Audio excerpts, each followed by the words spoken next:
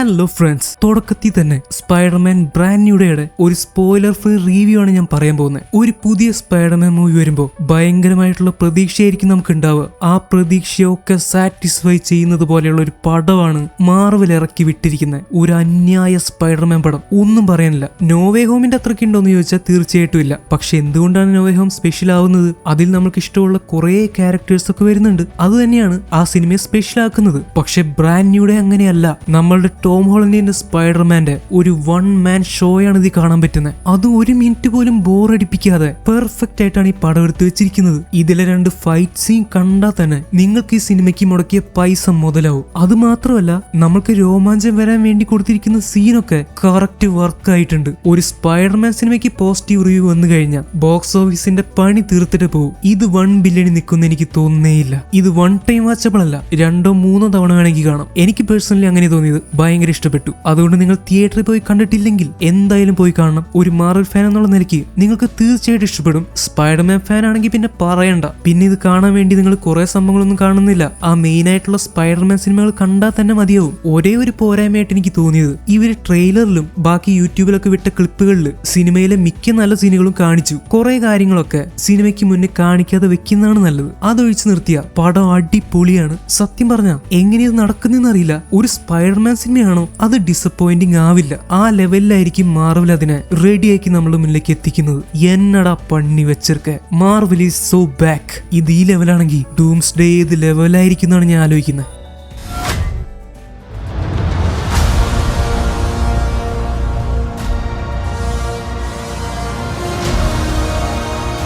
ഇന്ന് നമ്മൾ കാണാൻ പോകുന്നത് 2021 റിലീസായ ദി ഇറ്റേണൽസ് എന്ന് പറയുന്ന സിനിമയാണ്. MCU ഫേസ് 4 വരുന്ന ഈ ചിത്രം അത്യാവശ്യം കുഴപ്പമില്ലാതെ കണ്ടിരിക്കാൻ പറ്റുന്ന ഒരു ചിത്രമാണ്. MCUവിന്റെ ഒറിജിനൽ സ്റ്റോറി ലൈനിൽ അത്ര വലിയ പ്രാധാന്യം ഇല്ലാത്തതാണെങ്കിലും ഇതിലെ ചില കാര്യങ്ങളും സംഭവങ്ങളും തുടർന്ന് വരുന്ന പല സിനിമകളിലും ആവശ്യമുള്ളതാണ്. നമ്മൾ സാധാരണ കണ്ടു ശീലിച്ചിട്ടില്ലാത്ത ഒരു പുതിയ കൂട്ടം ഹീറോസിനെയാണ് ഈ ചിത്രത്തിൽ നമുക്ക് കാണാൻ പറ്റുക. അങ്ങനെ 10 ഹീറോസ് ഉണ്ടെങ്കിലും ഞാൻ ഈ സിനിമ കാണാൻ കാരണമായിട്ടുള്ളത് ഇതിലെ ഒരേ ഒരു ആക്ടർ കാരണമാണ്. നമ്മുടെ കൊറിയയിലെ ലാലേട്ടനായിട്ടുള്ള ഓങ്കിയടിച്ച 1.5 ടൺ വെയിറ്റർ എന്ന് പറയാൻ പറ്റുന്ന പോലെ തിടികൾ ഓരോ സിനിമയിലും കൊണ്ടുവരുന്ന കൊറിയൻ സിനിമയിലെ എല്ലാവർക്കും പരിചയമുള്ള, എല്ലാവർക്കും ഫേവറേറ്റ് ആയിട്ടുള്ള ഒരു മുഖം, നമ്മുടെ സ്വന്തം ഡോൺ ലീ അണ്ണൻ. അങ്ങേര് മാർവൽ സിനിമയിലേക്ക് വരുന്നു എന്ന് പറഞ്ഞപ്പോൾ വേറെ ലെവൽ എക്സ്പെക്ടേഷൻസ് ആയിരുന്നു. ഈ സിനിമയിലേക്ക് എന്നെ ഏറ്റവും കൂടുതൽ ആകർഷിച്ചത് അങ്ങേരാണ്. പിന്നെ ഒരു മാർവൽ ചിത്രം എന്നുള്ള നിലയ്ക്ക് മാർവൽ യൂണിവേഴ്സിന്റെ തുടക്കത്തെ പറ്റിയും അതിന്റെ വർക്കിങ്ങിനെ പറ്റിയും ഒക്കെ ഒരുപാട് കാര്യങ്ങൾ നമ്മൾക്ക് ഇതിൽ നിന്ന് മനസ്സിലാവും. സിനിമ അത്ര ഇമ്പോർട്ടന്റ് അല്ലെങ്കിലും അങ്ങനെ ഒരു വലിയ ഗുണം ഇതിനുണ്ട്. അപ്പൊ സമയം കളയാതെ നമ്മൾക്ക് സിനിമയിലേക്ക് കടക്കാം. എന്റെ പേര് അമിത്, നിങ്ങൾ കണ്ടുകൊണ്ടിരിക്കുന്നത് മൂവി എക്സ്പ്ലെയിനർ.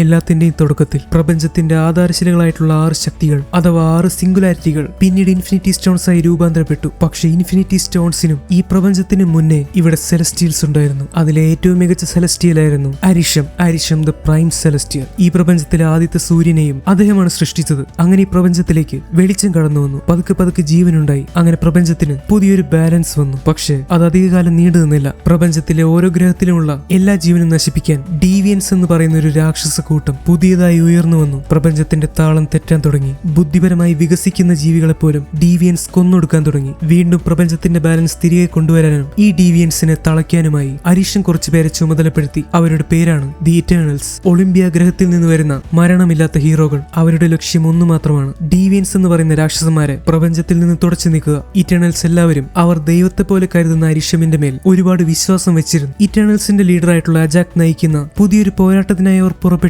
പക്ഷെ ആ പോരാട്ടം എല്ലാം മാറ്റിമറിച്ചു. ഇങ്ങനെയാണ് സിനിമയുടെ തുടക്കത്തിൽ തന്നെ എഴുതി കാണിക്കുന്നത്. ഇത് കാണുമ്പോൾ പലർക്കും ഒന്നും മനസ്സിലാവില്ല. പക്ഷെ ഇത് മനസ്സിലാക്കിയാലേ ഇനി വരുന്ന കഥ നമ്മൾക്ക് ശരിക്കും മനസ്സിലാവും. ഈ തുടക്കത്തിൽ പറഞ്ഞ 6 സിംഗുലാരിറ്റീസ് അല്ലെങ്കിൽ 6 സിംഗുലാരിറ്റീസ് എന്താണ്? തോർ ലവ് ആൻഡ് തണ്ടർ കണ്ടപ്പോൾ ഈ കാര്യം ഞാൻ പറഞ്ഞിരുന്നു. കോസ്മിക് എൻറ്റിറ്റീസ് എന്ന് അറിയപ്പെടുന്ന ഈ പ്രപഞ്ചം ഉണ്ടായ കാലം മുതലേയുള്ള 4 പ്രധാന ശക്തികളുണ്ട്. Eternity, infinity, death and entropy. ഈ 4 ശക്തികൾ ചേർന്നാണ് പ്രപഞ്ചത്തിന്റെ നിലനിൽപ്പിന് വളരെ അത്യാവശ്യമായിട്ടുള്ള 6 പ്രധാന പ്രധാന ശക്തികളെ 6 സിംഗുലാരിറ്റീസിനെ ഇൻഫിനിറ്റി സ്റ്റോൺസ് ആക്കി മാറ്റുന്നത്. പ്രപഞ്ചത്തിന്റെ നിലനിൽപ്പിന്, അതിന്റെ വർക്കിങ്ങിന് ഈ 6 ഇൻഫിനിറ്റി സ്റ്റോൺസ് വളരെ അത്യാവശ്യമാണ്. ഈ ഇൻഫിനിറ്റി സ്റ്റോൺസ് വളരെ ശക്തവുമാണ്. അത് നമ്മൾ എൻഡ് ഗെയിം വരെ കണ്ടല്ലോ. പിന്നെ ഈ അവസരത്തിൽ ഞാനൊരു കാര്യം പറയാൻ ആഗ്രഹിക്കുകയാണ്. കുറെ പേർ വിചാരിച്ചു വെച്ചിരിക്കുന്നത് എൻഡ് ഗെയിമിൽ താനോസ് ഇൻഫിനിറ്റി സ്റ്റോൺസിനെ നശിപ്പിച്ചു കളഞ്ഞെന്നാണ്. അതായത് രണ്ടാം വട്ടവും സ്നാപ്പ് ചെയ്ത് തന്റെ കയ്യിലുള്ള ഇൻഫിനിറ്റി സ്റ്റോൺസിനെ അദ്ദേഹം ഇല്ലാതെയാക്കിയെന്നാണ് എല്ലാവരും വിചാരിക്കുന്നത്. പക്ഷെ അങ്ങനെ ചെയ്താൽ ശരിയാവില്ലെന്ന് താനോസിന് തന്നെ അറിയാം. നമ്മളുടെ ആൻഷ്യൻ വണ്ണും പറഞ്ഞിരുന്നു, ഒരു യൂണിവേഴ്സിൽ നിന്ന്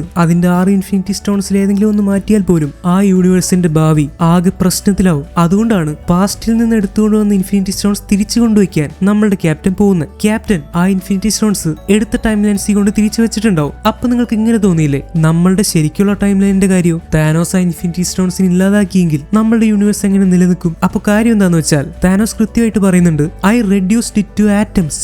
I used the stones to destroy the stones, reduced to atoms.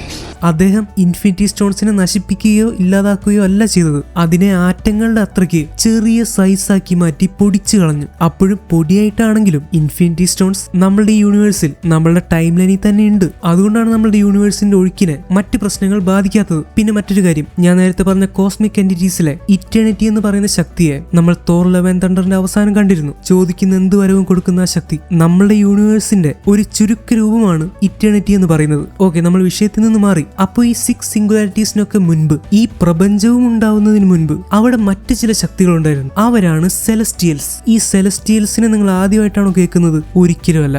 പല വട്ടം നമ്മൾ സെലസ്റ്റിയൽസ് എന്ന് പറഞ്ഞിട്ടുണ്ട്. അവിടെ എവിടെയും തൊടാതെ പറഞ്ഞെന്നല്ലാതെ ശരിക്കും എന്താണ് ഈ സെലസ്റ്റിയൽസ് എന്ന് അത്ര ക്ലിയർ ആയിട്ടൊന്നും MCUവിൽ കാണിച്ചിട്ടില്ല. സെലസ്റ്റിയൽസ് എന്ന് പറഞ്ഞാൽ ഈ പ്രപഞ്ചത്തിന് മുന്നേ നിലകൊണ്ടിരുന്ന ഒരുപാട് പവർഫുൾ ആയിട്ടുള്ള എനർജിയെയും പദാർത്ഥങ്ങളെയും മാറ്റിമറിക്കാൻ കഴിവുള്ള, രൂപത്തിൽ ഒരുപാട് വലിപ്പമുള്ള ചില ശക്തികൾ അല്ലെങ്കിൽ കോസ്മിക് എൻറ്റിറ്റീസ് ആണ്. ഈ സെലസ്റ്റിയൽസ് ആണ് പ്രപഞ്ചത്തിന്റെ തുടക്കത്തിന് കാരണമെന്ന് പറയപ്പെടുന്ന ബിഗ് ബാങ് ഉണ്ടാവാൻ കാരണമായത്. ഈ സെലസ്റ്റിയൽസ് ആണ് പ്രപഞ്ചത്തിലേക്ക് ആദ്യത്തെ സൂര്യനെ കൊണ്ടുവരുന്നത്, നക്ഷത്രങ്ങളെയും ഗ്രഹങ്ങളെയും കൊണ്ടുവരുന്നത്. അങ്ങനെ പ്രകാശത്തെ കൊണ്ടുവരുന്നത് ഇവരാണ്. അതിന്റെ തുടർച്ചയായിട്ടാണ് പ്രപഞ്ചത്തിൽ ജീവൻ ഉണ്ടാവുന്നത്. ഇവരുടെയൊക്കെ തലമൂത്തൊരു സെലസ്റ്റിയലാണ് വൺ എബോവ് ഓൾ. അദ്ദേഹത്തിന്റെ പ്രതിമ ഇറ്റേണിറ്റിയുടെ ഗേറ്റിൽ കൊത്തിവെച്ചിരിക്കുന്നത് നമ്മൾ കണ്ടിരുന്നു തോർ ലവ് ആൻഡ് തണ്ടർ എന്ന് പറയുന്ന സിനിമയിൽ. പക്ഷെ ശരിക്കും പ്രപഞ്ചത്തിൽ ഇറങ്ങി പ്രവർത്തിക്കുന്ന ഈ കാര്യങ്ങളൊക്കെ ചെയ്യുന്ന കുറെ സെലസ്റ്റിയൽസ് ഉണ്ട്. ഇവരുടെ ലീഡർ എന്ന് പറയുന്നത് അരിഷം ദ ജഡ്ജ് എന്ന് പറയുന്ന ഒരു സെലസ്റ്റിയൽ ആണ്. ലീഡർ ആയതുകൊണ്ട് തന്നെ പ്രൈം സെലസ്റ്റിയൽ എന്നാണ് അരിഷം അറിയപ്പെടുന്നത്. ഈ പ്രപഞ്ചത്തിന്റെ ശക്തി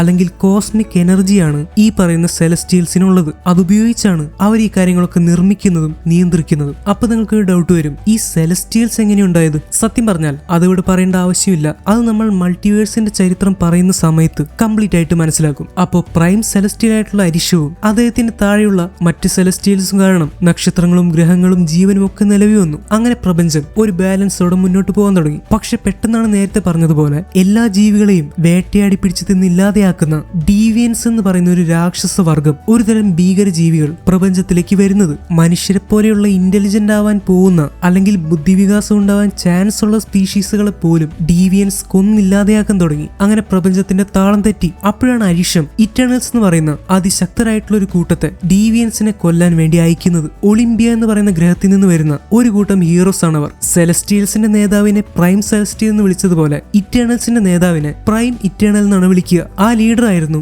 എജാക് എന്ന് പറയുന്ന ഇറ്റേണൽ. ഡീവിയൻസിനെ നശിപ്പിക്കാൻ ഇറ്റേണൽസിനെ അയച്ചത് അരിഷമാണല്ലോ. അതുകൊണ്ട് തന്നെ അരിഷത്തിൽ ഇറ്റേണൽസിന് ഭയങ്കര വിശ്വാസം ഉണ്ടായിരുന്നു. പക്ഷെ എജാക്കിന്റെ നേതൃത്വത്തിലുള്ള ഏതോ ഒരു മിഷൻ ചെയ്യുന്നത് വരെ പിന്നീട് എന്തോ സംഭവിച്ചു. ഇത്രയാണ് തുടക്കത്തിൽ കാണിച്ചത്. ഇനി നമ്മൾ ഇത്രയും നാൾ കണ്ടിട്ടുള്ള കുറച്ച് സെലസ്റ്റിയൽസിനെ ഒന്നുകൂടി ഓർക്കാം. ഗാർഡിയൻസ് ഓഫ് ദി ഗാലക്സിയിൽ ഇസോൺ എന്ന് പറയുന്ന ഒരു സെലസ്റ്റിയൽ പവർ സ്റ്റോൺ ഉപയോഗിച്ച് ഒരു പ്ലാനറ്റ് അങ്ങനെ തന്നെ നശിപ്പിക്കുന്ന ഒരു കാഴ്ച നമ്മൾ കണ്ടു. മറ്റൊരു സെലസ്റ്റിയൽ ആയിരുന്നു ഈഗോ, നമ്മളുടെ സ്റ്റാർ ലോർഡിന്റെ അച്ഛൻ. ഈഗോ ശരിക്കും ഒരു ജീവനുള്ള ഗ്രഹം പോലെയായിരുന്നു. പിന്നീട് ഈഗോ ഒരു മനുഷ്യന്റെ രൂപം എടുത്ത് പ്രപഞ്ചം മുഴുവൻ സഞ്ചരിക്കാൻ തുടങ്ങി, അദ്ദേഹത്തെ പോലെയുള്ളവരെ കണ്ടെത്താൻ. അപ്പോഴാണ് സ്റ്റാർ ലോർഡിന്റെ അമ്മയായിട്ടുള്ള മെരഡിത്തിനെ അദ്ദേഹം കാണുന്നതും അവർ പ്രണയത്തിലാവുന്നതും. ഈഗോയ്ക്ക് ഒരുപാട് മക്കൾ ഉണ്ടായിരുന്നെങ്കിലും പീറ്റർ ക്വില്ലിനെ പോലെ അദ്ദേഹത്തിന്റെ അതേ ശക്തികൾ കിട്ടിയിരിക്കുന്ന മറ്റൊരു മകനെ ഈഗോയ്ക്ക് അതിനു മുന്നേ കണ്ടെത്താൻ സാധിച്ചില്ല. ഉപയോഗിച്ചില്ല. അയാളുടെ ലക്ഷ്യം ഭൂമിയിലും മറ്റ് ഗ്രഹങ്ങളിലും അയാൾ നട്ടുവെച്ചിരിക്കുന്ന അയാളുടെ വിത്ത് പടർന്ന് പന്തലിപ്പിക്കണമെന്നതായിരുന്നു. അതായത് ഈഗോ എന്ന് പറയുന്ന പ്ലാനറ്റിനെ മറ്റ് ഗ്രഹങ്ങളിലേക്കും പ്രപഞ്ചത്തിലെ മറ്റ് സ്ഥലങ്ങളിലേക്കും വികസിപ്പിക്കാൻ വേണ്ടിയിട്ടുള്ള ഒരു കാര്യമാണ് ഈ വിത്ത് നട്ടുവെക്കുന്നത്. എന്നാൽ അയാളുടെ പ്ലാൻ നമ്മളുടെ സ്റ്റാർലോർഡും ടീമും കൂടി ഇല്ലാതെയാക്കി. തോർ ലവ് ആൻഡ് തണ്ടറിൽ നല്ല വലിപ്പമുള്ള 2 സെലസ്റ്റിയൽസിനെ നമ്മൾ കണ്ടിരുന്നു, ദൈവങ്ങളൊക്കെ ഒത്തുകൂടുന്ന ഒംനിപൊട്ടന്റ് സിറ്റിയിൽ. അതുപോലെ കളക്ടറിന്റെ ബ്ലാക്ക് മാർക്കറ്റ് ആയിട്ടുള്ള നോവേർ എന്ന് പറയുന്ന സ്ഥലം ശരിക്കും ഒരു സെലസ്റ്റിയലിന്റെ തലയാണ്. തോർ ലവ് ആൻഡ് തണ്ടറിൽ നമ്മൾ കണ്ടിരുന്നു ആ സെലസ്റ്റിയലിന്റെ തല അറുത്ത് കൊന്നുകളഞ്ഞത് നൾ എന്ന് പറയുന്ന ഇരുട്ടിന്റെ രാജാവാണ്. വെനവും മറ്റ് സിംബിയോട്ടുകളും ഉണ്ടായത് ഈ പറയുന്ന നള്ളിൽ നിന്നാണ്. നൾ ഇരുട്ടിന്റെ രാജാവായതുകൊണ്ട് തന്നെ പ്രപഞ്ചത്തിൽ വെളിച്ചം വരുന്നത് അയാൾക്ക് ഇഷ്ടമല്ല. സെലസ്റ്റിയൽസ് പ്രപഞ്ചത്തിൽ വെളിച്ചവും ജീവനൊക്കെ കൊണ്ടുവന്നു. ഇത് ഇഷ്ടപ്പെടാത്ത നൾ എന്ത് ചെയ്തു? അവന്റെ നിഴലിൽ നിന്ന് ഒരു പ്രത്യേക ആയുധം ഉണ്ടാക്കി, ദി നെക്രോസ് സ്വോർഡ്. അതുപയോഗിച്ചാണ് ഒരു സെലസ്റ്റിയലിന്റെ തല അറുത്ത് കളഞ്ഞത്. ആ തലയാണ് പിന്നീട് നോവേറായി മാറിയത്. ആ തലയ്ക്കുള്ളിലെ മിനറൽസും മറ്റ് വിചിത്രമായ സാധനങ്ങളൊക്കെ കുഴിച്ചും മാന്തിയും എടുത്ത് ആളുകൾ കച്ചവടം തുടങ്ങി. അങ്ങനെ നോവേർ ഒരു ബ്ലാക്ക് മാർക്കറ്റായി മാറി. ഈ നള്ളിന്റെ നെക്രോസ് സ്വോർഡാണ് പിന്നീട് ഗോർ ഉപയോഗിച്ചിരുന്നത്. ഇതൊക്കെ ഓർമ്മയുണ്ടല്ലോ അല്ലെ? ഞാൻ ഇത്രയും പറഞ്ഞെന്താന്ന് വെച്ചാൽ ആരാണ് സെലസ്റ്റിയൽസ്, ആരൊക്കെയായിരുന്നു സെലസ്റ്റിയൽസ്, ഇതൊക്കെ മനസ്സിലാവാൻ വേണ്ടിയിട്ടാണ്. പിന്നെ അത് മാത്രമല്ല, എല്ലാം തമ്മിലൊരു കണക്ഷൻ ഉണ്ടെന്നും നിങ്ങൾക്കിപ്പോൾ മനസ്സിലായല്ലോ. ഇനി നമുക്ക് കഥയിലേക്ക് കടക്കാം. സൂര്യന്റെ വളരെ അടുത്തുകൂടെ ഒരു സ്പേസ് ഷിപ്പ് പോകുന്നതാണ് കാണിക്കുന്നത്. ഇതിന്റെ പേരാണ് ഡോമോ ഷിപ്പ്. ഇതിന്റെ ഉള്ളിൽ അരിഷം എന്ന് പറയുന്ന പ്രൈം സെലസ്റ്റിയലിന്റെ ഒരു പ്രതിമ കാണുന്നുണ്ട്. നമ്മൾ നേരത്തെ പറഞ്ഞ ഒളിമ്പിയ ഗ്രഹത്തിലെ വീരന്മാരായിട്ടുള്ള ഇറ്റേണൽസ് ആ പ്രതിമയ്ക്ക് ചുറ്റും വട്ടമിട്ടിരിക്കുന്നുണ്ട്. അരിഷത്തിന്റെ ഉള്ളിൽ നിന്ന് വന്ന ഒരു ഗോൾഡൻ ബോൾ ഇറ്റേണൽസിന്റെ നേതാവായിട്ടുള്ള അല്ലെങ്കിൽ പ്രൈം ഇറ്റേണൽ ആയിട്ടുള്ള എജാക്കിന്റെ ഉള്ളിലേക്ക് കയറിപ്പോയി. അതോടെ അവൾ കണ്ണു തുറക്കുവാണ്. ചുറ്റുമിരിക്കുന്ന ഇറ്റേണൽസിനോട് ഇപ്പൊ സമയമായെന്ന് അവൾ പറയുന്നു. അങ്ങനെ എല്ലാവരും എണീറ്റ് അവരവരുടെ സ്ഥാനത്തേക്ക് പോയി. ഞാൻ നേരത്തെ പറഞ്ഞിരുന്നു, അരിഷം അടക്കമുള്ള മറ്റ് സെലസ്റ്റിയൽസിന്റെ എനർജി എന്ന് പറയുന്നത് പ്രപഞ്ചത്തിന്റെ എനർജിയാണ്, അല്ലെങ്കിൽ കോസ്മിക് എനർജി. അതേ എനർജി ഉപയോഗിച്ച് ഓരോ ഇറ്റേണൽസിനും പ്രത്യേകമായിട്ടുള്ള വസ്ത്രങ്ങളും സ്യൂട്ട് നിർമ്മിക്കുന്നു. ഇറ്റേണൽസിന്റെ സ്പേസ് ഷിപ്പ് പോയിക്കൊണ്ടിരിക്കുന്നത് നമ്മളുടെ ഭൂമിയിലേക്കാണ്. എന്തിനായിരിക്കും ഇവർ പോകുന്നത്? നേരത്തെ പറഞ്ഞതുപോലെ ഭൂമിയിലെ ജീവനുകളെ ഇല്ലാതാക്കിക്കൊണ്ടിരിക്കുന്ന ഡീവിയൻസ് എന്ന് പറയുന്ന രാക്ഷസന്മാരെ ഇല്ലാതെയാക്കാൻ വേണ്ടിയിട്ടാണ് ഇറ്റേണൽസിന് അരിഷം ഭൂമിയിലേക്ക് അയക്കുന്നത്. ഈ കൂട്ടത്തിലെ സെർസി എന്ന് പറയുന്ന ഒരു ഇറ്റേണൽ അകലെയുള്ള ഭൂമിയിലേക്ക് നോക്കി ഇതൊരുപാട് മനോഹരമാണല്ലേ എന്ന് ഇക്കാരിസ് എന്ന് പറയുന്ന മറ്റൊരു ഇറ്റേണലിനോട് ചോദിക്കുന്നു. ഇക്കാരിസിനും മറ്റൊരു അഭിപ്രായം ഉണ്ടായിരുന്നില്ല. വളരെ കാലങ്ങൾക്ക് മുൻപ് ഭൂമി ഇന്നത്തേതിനേക്കാൾ ഒരുപാട് സുന്ദരമായിരുന്നു. ഒരുപാട് കാലം മുന്നെന്ന് പറയുമ്പോൾ 5000 BC, അതായത് ഇന്നേക്ക് ഒരു 7000-ലധികം വർഷങ്ങൾ മുൻപ്. അന്നത്തെ മെസപ്പൊട്ടേമിയ എന്ന് പറയുന്ന സ്ഥലത്തേക്കാണ് സീൻ ഇപ്പൊ ചേഞ്ച് ആവുന്നത്. അന്നത്തെ കാര്യം അറിയാമല്ലോ, മനുഷ്യർ അത്രയ്ക്കൊന്നും വികസിച്ചിട്ടുള്ളവരല്ല. ഈ ഒരു കാലഘട്ടം ഏറെക്കുറെ സ്റ്റോൺ ഏജ് അല്ലെങ്കിൽ ശിലായുഗം എന്നാണ് അറിയപ്പെടുന്നത്. അവർ കല്ലുകൊണ്ട് സാധനങ്ങൾ നിർമ്മിച്ചു, ആയുധങ്ങൾ നിർമ്മിച്ചു, അങ്ങനെയൊക്കെ പോയിക്കൊണ്ടിരിക്കുന്ന ഒരു കാലഘട്ടം. അവിടെ ഒരു പയ്യൻ അവന്റെ കയ്യിലുള്ള കത്തി കൊണ്ട് മീനിനെ പിടിച്ച് മുറിച്ചുകൊണ്ടിരിക്കുകയാണ്. അവന്റെ അച്ഛനും അടുത്തുണ്ട്. പക്ഷെ ദൂരെ അകലെ നിന്ന് അവയുടെ കുറച്ച് കൂട്ടുകാര് ദേ ആ സാധനം വരുന്നുണ്ട്, പെട്ടെന്ന് ഇങ്ങോട്ട് കയറി പോന്നോളം പറയുന്നു. അവരോട് ഓടിക്കോളം പറയുവാണ്. ആ കുട്ടിയാകെ പേടിച്ചു. പക്ഷെ അവന്റെ അച്ഛന് മനസ്സിലായി ഇനി സമയമില്ലെന്ന്. അതുകൊണ്ട് മോനോട് ഓടിക്കോളം പറഞ്ഞ് അച്ഛൻ സ്വയം ബലി കൊടുക്കുന്നു. പെട്ടെന്നാണ് അച്ഛനെ ഡീവിയൻസിന്റെ കൂട്ടത്തിലെ ഒരു രാക്ഷസം വന്ന് പിടിച്ചു തിന്നുന്നത്. ഈ ഭീകര രൂപമുള്ള രാക്ഷസന്മാരാണ് ഭൂമിയിലെയും മറ്റ് ഗ്രഹങ്ങളിലെയും ജീവനുകളെ തുടച്ചു നീക്കിക്കൊണ്ടിരിക്കുന്നത്. പ്രത്യേകിച്ച് ബുദ്ധിവികാസം ഉണ്ടാവാൻ ചാൻസ് ഉള്ള മനുഷ്യരെ പോലെയുള്ള ജീവികളെ. ഇപ്പൊ ആ ഡീവിയന്റ് ആ കുട്ടിയെ പിടിച്ച് തിന്നാൻ വേണ്ടി അതിന്റെ നേരെ ചാടി അടുക്കുവാണ്. പെട്ടെന്നാണ് ഒരു കോസ്മിക് ബീം അല്ലെങ്കിൽ ഒരു ലേസർ വന്ന് ആ ജീവിയെ ദൂരേക്ക് തെറിപ്പിക്കുന്നത്. അതൊരു ഇറ്റേണൽ ആയിരുന്നു. ഇറ്റേണൽസിന്റെ കൂട്ടത്തിലെ അതിശക്തനായിട്ടുള്ള ഇക്കാരിസ് എന്ന് പറയുന്ന ഇറ്റേണൽ. ഇവന് പറക്കാനും കണ്ണിൽ നിന്ന് ഇതുപോലെ ലേസർ വിടാനുള്ള കഴിവുണ്ട്. ഇറ്റേണൽസിന്റെ കൂട്ടത്തിൽ മറ്റാർക്കും പറക്കാനുള്ള കഴിവില്ല. വീണ്ടും വരുന്ന ഡീവിയന്റിനെ ഇക്കാരിസ് ചെന്ന് ഇടിച്ചു തെറിപ്പിക്കുവാണ്. അപ്പോഴേ പിന്നിൽ നിന്ന് വേറൊരു ഡീവിയന്റ് ആ കുട്ടിയെ പിടിച്ച് തിന്നാൻ വേണ്ടി വരുന്നു. പെട്ടെന്ന് ഒരു പെണ്ണ് സൂപ്പർ സ്പീഡിൽ ഓടി വന്ന് ആ കുട്ടിയെ അവിടെ നിന്ന് മാറ്റിക്കൊണ്ടുപോയി രക്ഷിക്കുന്ന ഇവളും ഒരു ഇറ്റേണലാണ്. ഇവളുടെ പേരാണ് മക്കാരി. മക്കാരിയുടെ സൂപ്പർ പവർ എന്താന്ന് വെച്ചാൽ ഒടുക്കത്തെ സ്പീഡിൽ ഓടാൻ പറ്റും. പക്ഷെ ഇവൾക്കൊരു കുഴപ്പമുണ്ട്, അവൾക്ക് ചെവി കേൾക്കില്ല, അതുപോലെ സംസാരിക്കാനും അറിയില്ല. സൈൻ ലാംഗ്വേജ് വെച്ചാണ് മക്കാരി സംസാരിക്കുന്നത്. വീണ്ടും കുട്ടിയെ പിടിക്കാൻ വന്ന ഡീവിയന്റിന്റെ ശ്രദ്ധ മക്കാരി തെറ്റിക്കുന്നുണ്ട്. ഈ സമയത്താണ് അടുത്ത ഇറ്റേണൽ അങ്ങോട്ട് വരുന്നത്. അവന്റെ പേരാണ് കിങ്കോ. കിങ്കോയുടെ പവർ എന്താന്ന് വെച്ചാൽ അവന് കയ്യിൽ നിന്ന് കോസ്മിക് എനർജി ബ്ലാസ്റ്റ് ചെയ്യാൻ പറ്റും, അതായത് വെടിവെക്കുന്ന പോലെ. അങ്ങനെ കിങ്കോയും വന്ന് ഡീവിയന്റിനെ ആക്രമിക്കുന്നു. അവന്റെ കയ്യിൽ നിന്ന് വരുന്ന എനർജി ഒരു വലിയ ബോൾ പോലെ ആക്കിയും കിങ്കോ ആക്രമിക്കുന്നുണ്ട്. രണ്ടുപേരും ടീമായിട്ട് പ്രവർത്തിച്ചതുകൊണ്ട് കിങ്കോയും മക്കാരിയും പരസ്പരം നന്ദി പറയുന്നു. പക്ഷെ സൈൻ ലാംഗ്വേജ് വെച്ചാൽ മാത്രം. അടുത്തതായിട്ടാണ് നമ്മളുടെ അണ്ണം വരുന്നത്. സോറി, അടുത്ത ഇറ്റേണൽ ആയിട്ടുള്ള ഗിൽഗമേഷ് ആണ് അങ്ങോട്ട് വരുന്നത്. ഗിൽഗമേഷ് അണ്ണന്റെ പവർ എന്താന്ന് വെച്ചാൽ ടൺ കണക്കിന് ഇടിയാണ്. ഗിൽഗമേഷിന്റെ കയ്യിൽ നിന്ന് ഒരെണ്ണം കിട്ടിയ അടുത്ത 7 ജനറേഷനിലേക്ക് അത് ഓർമ്മ നിൽക്കും. അമ്മാതിരി ഇടിയാണ് ഗിൽഗമേഷ് എന്ന് പറയുന്ന ഈ എറ്റേണലിന്റെ പവർ. അണ്ണൻ പണ്ടേ അങ്ങനെയാണല്ലോ. എന്തായാലും മാർവൽ അണ്ണന് അറിഞ്ഞു കൊടുത്ത പവർ തന്നെ. അങ്ങനെ അണ്ണന്റെ 2 ഇടി കിട്ടിയപ്പോ ഡീവെന്റിന്റെ തല തിരിഞ്ഞു പോയി. ആ സമയത്താണ് അടുത്ത ഇറ്റേണൽ അങ്ങോട്ട് വരുന്നത്. ഇവളുടെ പേരാണ് തീന. തീനയായിട്ട് അഭിനയിച്ചിരിക്കുന്നത് ആഞ്ചലീന ജോളിയാണ്. അവരറിയാത്തവർ കുറവായിരിക്കും. അപ്പൊ ഇറ്റേണൽസ് എന്ന് പറയുന്ന സിനിമ അത്ര ഇമ്പോർട്ടന്റ് അല്ലെങ്കിൽ പോലും ഇതിൽ വലിയ വലിയ ആക്ടേഴ്സ് ഒക്കെ അഭിനയിച്ചിട്ടുണ്ട്. വളരെ ഫേമസ് ആയ ഗെയിം ഓഫ് ത്രോൺസ് എന്ന് പറയുന്ന മഹാ സീരീസിലെ 2 മെയിൻ ആക്ടേഴ്സ് ഈ സിനിമയിൽ അഭിനയിച്ചിട്ടുണ്ട്. അപ്പോൾ തീന എന്ന് പറയുന്ന ഇറ്റേണലിന്റെ പവർ എന്താന്ന് വെച്ചാൽ അവൾക്ക് കോസ്മിക് എനർജി ഉപയോഗിച്ച് വായുവിൽ നിന്ന് ആയുധങ്ങൾ ഉണ്ടാക്കാൻ പറ്റും. എന്നിട്ട് ആയുധങ്ങൾ വെച്ച് ഇഷ്ടമുള്ളതുപോലെ ആക്രമിക്കാനും പറ്റും. അങ്ങനെ തീന ഉണ്ടാക്കുന്ന വാൾ വെച്ച് അവൾ ഡിവെന്റിനെ ആക്രമിക്കുന്നു. അണ്ണൻ വന്ന് വീണ്ടും ടൺ കണക്കിന് ഇടി കൊടുക്കുന്നു. തീന അതിന്റെ തലയിൽ കയറിയിരുന്ന് അവസാനമായിട്ടൊരു കുത്തുകൂടി കൊടുത്തപ്പോ ഡിവെന്റിന്റെ പണി തീർന്നു. നമ്മളുടെ അണ്ണനും തീനയും നല്ല ഫ്രണ്ട്സ് ആണ്. അപ്പതേ വീണ്ടും വരുന്ന വേറൊരു ഡിവിയന്റ്. നമ്മളുടെ ഇറ്റേണൽസിന്റെ കൂട്ടത്തിലെ പവർഫുൾ ഇറ്റേണൽ ആയിട്ടുള്ള ഇക്കാരിസ് ആ ഡിവിയന്റിനെ ലേസർ വിട്ടങ്ങോട്ട് കൊല്ലുവാണ്. ഇപ്പൊ അവിടെ പേടിച്ച് നിൽക്കുന്ന മനുഷ്യരൊക്കെ പതുക്കെ പുറത്തേക്ക് വരാൻ തുടങ്ങി. നമ്മളുടെ അവെഞ്ചേഴ്സിന്റെ ഹെലികാരിയർ അദൃശ്യമാവുന്നത് നിങ്ങൾ ശ്രദ്ധിച്ചിട്ടുണ്ടാവും. അതുപോലെ തന്നെ ഇറ്റേണൽസിന്റെ ഡോമോ സ്പേസ് ഷിപ്പും അദൃശ്യമായിട്ടാണ് സഞ്ചരിക്കാറുള്ളത്. ഇപ്പോൾ അത് ആൾക്കാരുടെ മുന്നിൽ പ്രത്യക്ഷപ്പെടാൻ തുടങ്ങി. എല്ലാവരും വളരെ ആശ്ചര്യത്തോടെ നോക്കി. അവരൊന്നും ഇതുവരെ ഇമാജിൻ പോലും ചെയ്യാത്ത ടെക്നോളജിയാണ് ഈ സ്പേസ് ഷിപ്പ് എന്നൊക്കെ പറയുന്നത്. അങ്ങനെ സ്പേസ് ഷിപ്പിൽ നിന്ന് 10 ഇറ്റേണൽസ് അവിടേക്ക് ഇറങ്ങി. കുറച്ചുപേരുടെ പവേഴ്സ് നമ്മൾ കണ്ടെങ്കിലും ബാക്കിയുള്ളവരുടെ പവറുകൾ എന്താണെന്ന് ഇപ്പൊ പറയാം. ഈ കാണുന്ന ചെറിയ കുട്ടി പോലെ ഇരിക്കുന്ന പെണ്ണാണ് സ്പ്രൈറ്റ്. ഇവളുടെ കഴിവെന്ന് പറയുന്നത് ഇല്യൂഷനിലൂടെ ആളുകൾക്ക് കാഴ്ചകൾ കാണിച്ചു കൊടുക്കലാണ്. നമ്മളുടെ സ്പൈഡർമാൻ ഫാർ ഫ്രം ഹോമില് മിസ്റ്റീരിയോ ഡ്രോൺസ് വെച്ച് ഇല്യൂഷൻസ് ഉണ്ടാക്കുന്നുണ്ടല്ലോ, അല്ലെങ്കിൽ ലോക്കി ചെയ്യുന്നത് പോലെ. അതുപോലെയുള്ള ഇല്യൂഷൻസ് സ്പ്രൈറ്റിന് വളരെ മികച്ച രീതിയിൽ തന്നെ ഉണ്ടാക്കാൻ പറ്റും. അടുത്തതായിട്ട് വരുന്ന ഇറ്റേണലാണ് ഫാസ്റ്റോസ്. ഇദ്ദേഹത്തിന് സ്പെഷ്യൽ പവർ ഒന്നുമില്ല, അദ്ദേഹത്തിന്റെ ബുദ്ധിയാണ് അദ്ദേഹത്തിന്റെ പവർ. പുതിയ പുതിയ യന്ത്രങ്ങൾ ഉണ്ടാക്കുന്നതും പുതിയ ടെക്നോളജികൾ കണ്ടുപിടിക്കുന്നതും ഇതൊക്കെയാണ് ഇദ്ദേഹത്തിന്റെ കഴിവ്. അതായത് ഒരു എഞ്ചിനീയർ പോലെ. ഈ ഇറ്റേണലിന്റെ പേരാണ് ഡ്രൂയിക്. ഇവന്റെ പേര് എപ്പോഴും പറയാൻ ബുദ്ധിമുട്ടായതുകൊണ്ട് നമുക്ക് ഡ്രൂ എന്ന് വിളിക്കാം. ഡ്രൂവിന്റെ വളരെ ഇൻട്രസ്റ്റിംഗ് ആയിട്ടുള്ള ഒരു കഴിവാണ്. അവൻ ആളുകളെ മൈൻഡ് കൺട്രോൾ ചെയ്യാൻ പറ്റും. നമ്മളുടെ വാണ്ടയൊക്കെ ചെയ്യാറുണ്ടല്ലോ, ഏകദേശം അതുപോലെയൊക്കെ തന്നെ. ഇവരൊക്കെ വരുന്നത് കണ്ട് അവിടുത്തെ പാവ മനുഷ്യർ പേടിച്ചിട്ട് അവരുടെ കയ്യിലുള്ള ചെറിയ ആയുധങ്ങളൊക്കെ എടുത്ത് ഇവരുടെ അടുത്തേക്ക് വരാൻ തുടങ്ങി. പ്രശ്നമൊന്നും വേണ്ടെന്ന് വെച്ച് ഡ്രൂ ഉടനെ അവരെ മൈൻഡ് കൺട്രോൾ ചെയ്ത് അവരുടെ മനസ്സിനെ ശാന്തമാക്കി. അപ്പോൾ ആൾക്കാർ ആയുധങ്ങളൊക്കെ താഴെയിട്ടു. ഡീവിയൻസിന്റെ കൂടെ ഫൈറ്റ് ചെയ്യുന്നതിന്റെ ഇടയ്ക്ക് ഇക്കാരിസിന് ചെറിയ പരിക്ക് പറ്റിയിട്ടുണ്ട്. അപ്പോഴാണ് കൂട്ടത്തിലെ പ്രൈം ഇറ്റേണൽ ആയിട്ടുള്ള, അതായത് ഇറ്റേണൽസിന്റെ ലീഡർ ആയിട്ടുള്ള എജാക്ക് അങ്ങോട്ട് വന്ന് അവന്റെ ആ മുറിവ് സുഖപ്പെടുത്തുന്നത്. അപ്പൊ എജാക്കിന്റെ കഴിവ് തന്നെ അതാണ്. അവൾക്ക് മുറിവുകൾ ഏറ്റാൽ അത് അവളുടെ മേലായാലും മറ്റുള്ളവരുടെ മേലായാലും അതിനെ പെട്ടെന്ന് ഹീൽ ചെയ്ത് സുഖപ്പെടുത്താൻ പറ്റും. അങ്ങനെ ആ 10 ഇറ്റേണൽസും ആളുകളുടെ മുന്നിൽ വന്ന് സ്കൂളിൽ അസംബ്ലിക്ക് നിൽക്കുന്ന പോലെ നിൽക്കുവാണ്. അവിടെ കൂടി നിൽക്കുന്ന ആളുകൾക്ക് ഏറെക്കുറെ മനസ്സിലായി ഇവര് പ്രശ്നക്കാരല്ല, അവരെ രക്ഷിക്കാൻ വന്നവരാണെന്ന്. അപ്പൊ ആ ചെറിയ പയ്യൻ അവരുടെ അടുത്തേക്ക് ചെല്ലുവാണ്. അപ്പൊ ഇറ്റേണൽസിന്റെ കൂട്ടത്തിലെ സെർസി എന്ന് പറയുന്ന ഒരു ഇറ്റേണൽ ആ കുട്ടിയുടെ അടുത്തേക്ക് ചെന്നു. ഞാൻ പറഞ്ഞല്ലോ, ഇത് ശിലായുഗമാണ്. കല്ലുകൊണ്ടുള്ള ആയുധങ്ങളാണ് ഇവർ ഉപയോഗിക്കുന്നത്. അങ്ങനെ കല്ലുകൊണ്ട് നിർമ്മിച്ച ഒരു കത്തി അവിടെ വീണ് കിടക്കുന്നുണ്ട്. സെർസി അത് കയ്യിലെടുക്കുന്നു. എന്നിട്ട് അവൾ അതിനെ പുതിയൊരു രൂപത്തിലേക്ക് മാറ്റുവാണ്. അപ്പോൾ സെർസിയുടെ കഴിവ് ഇതാണ്,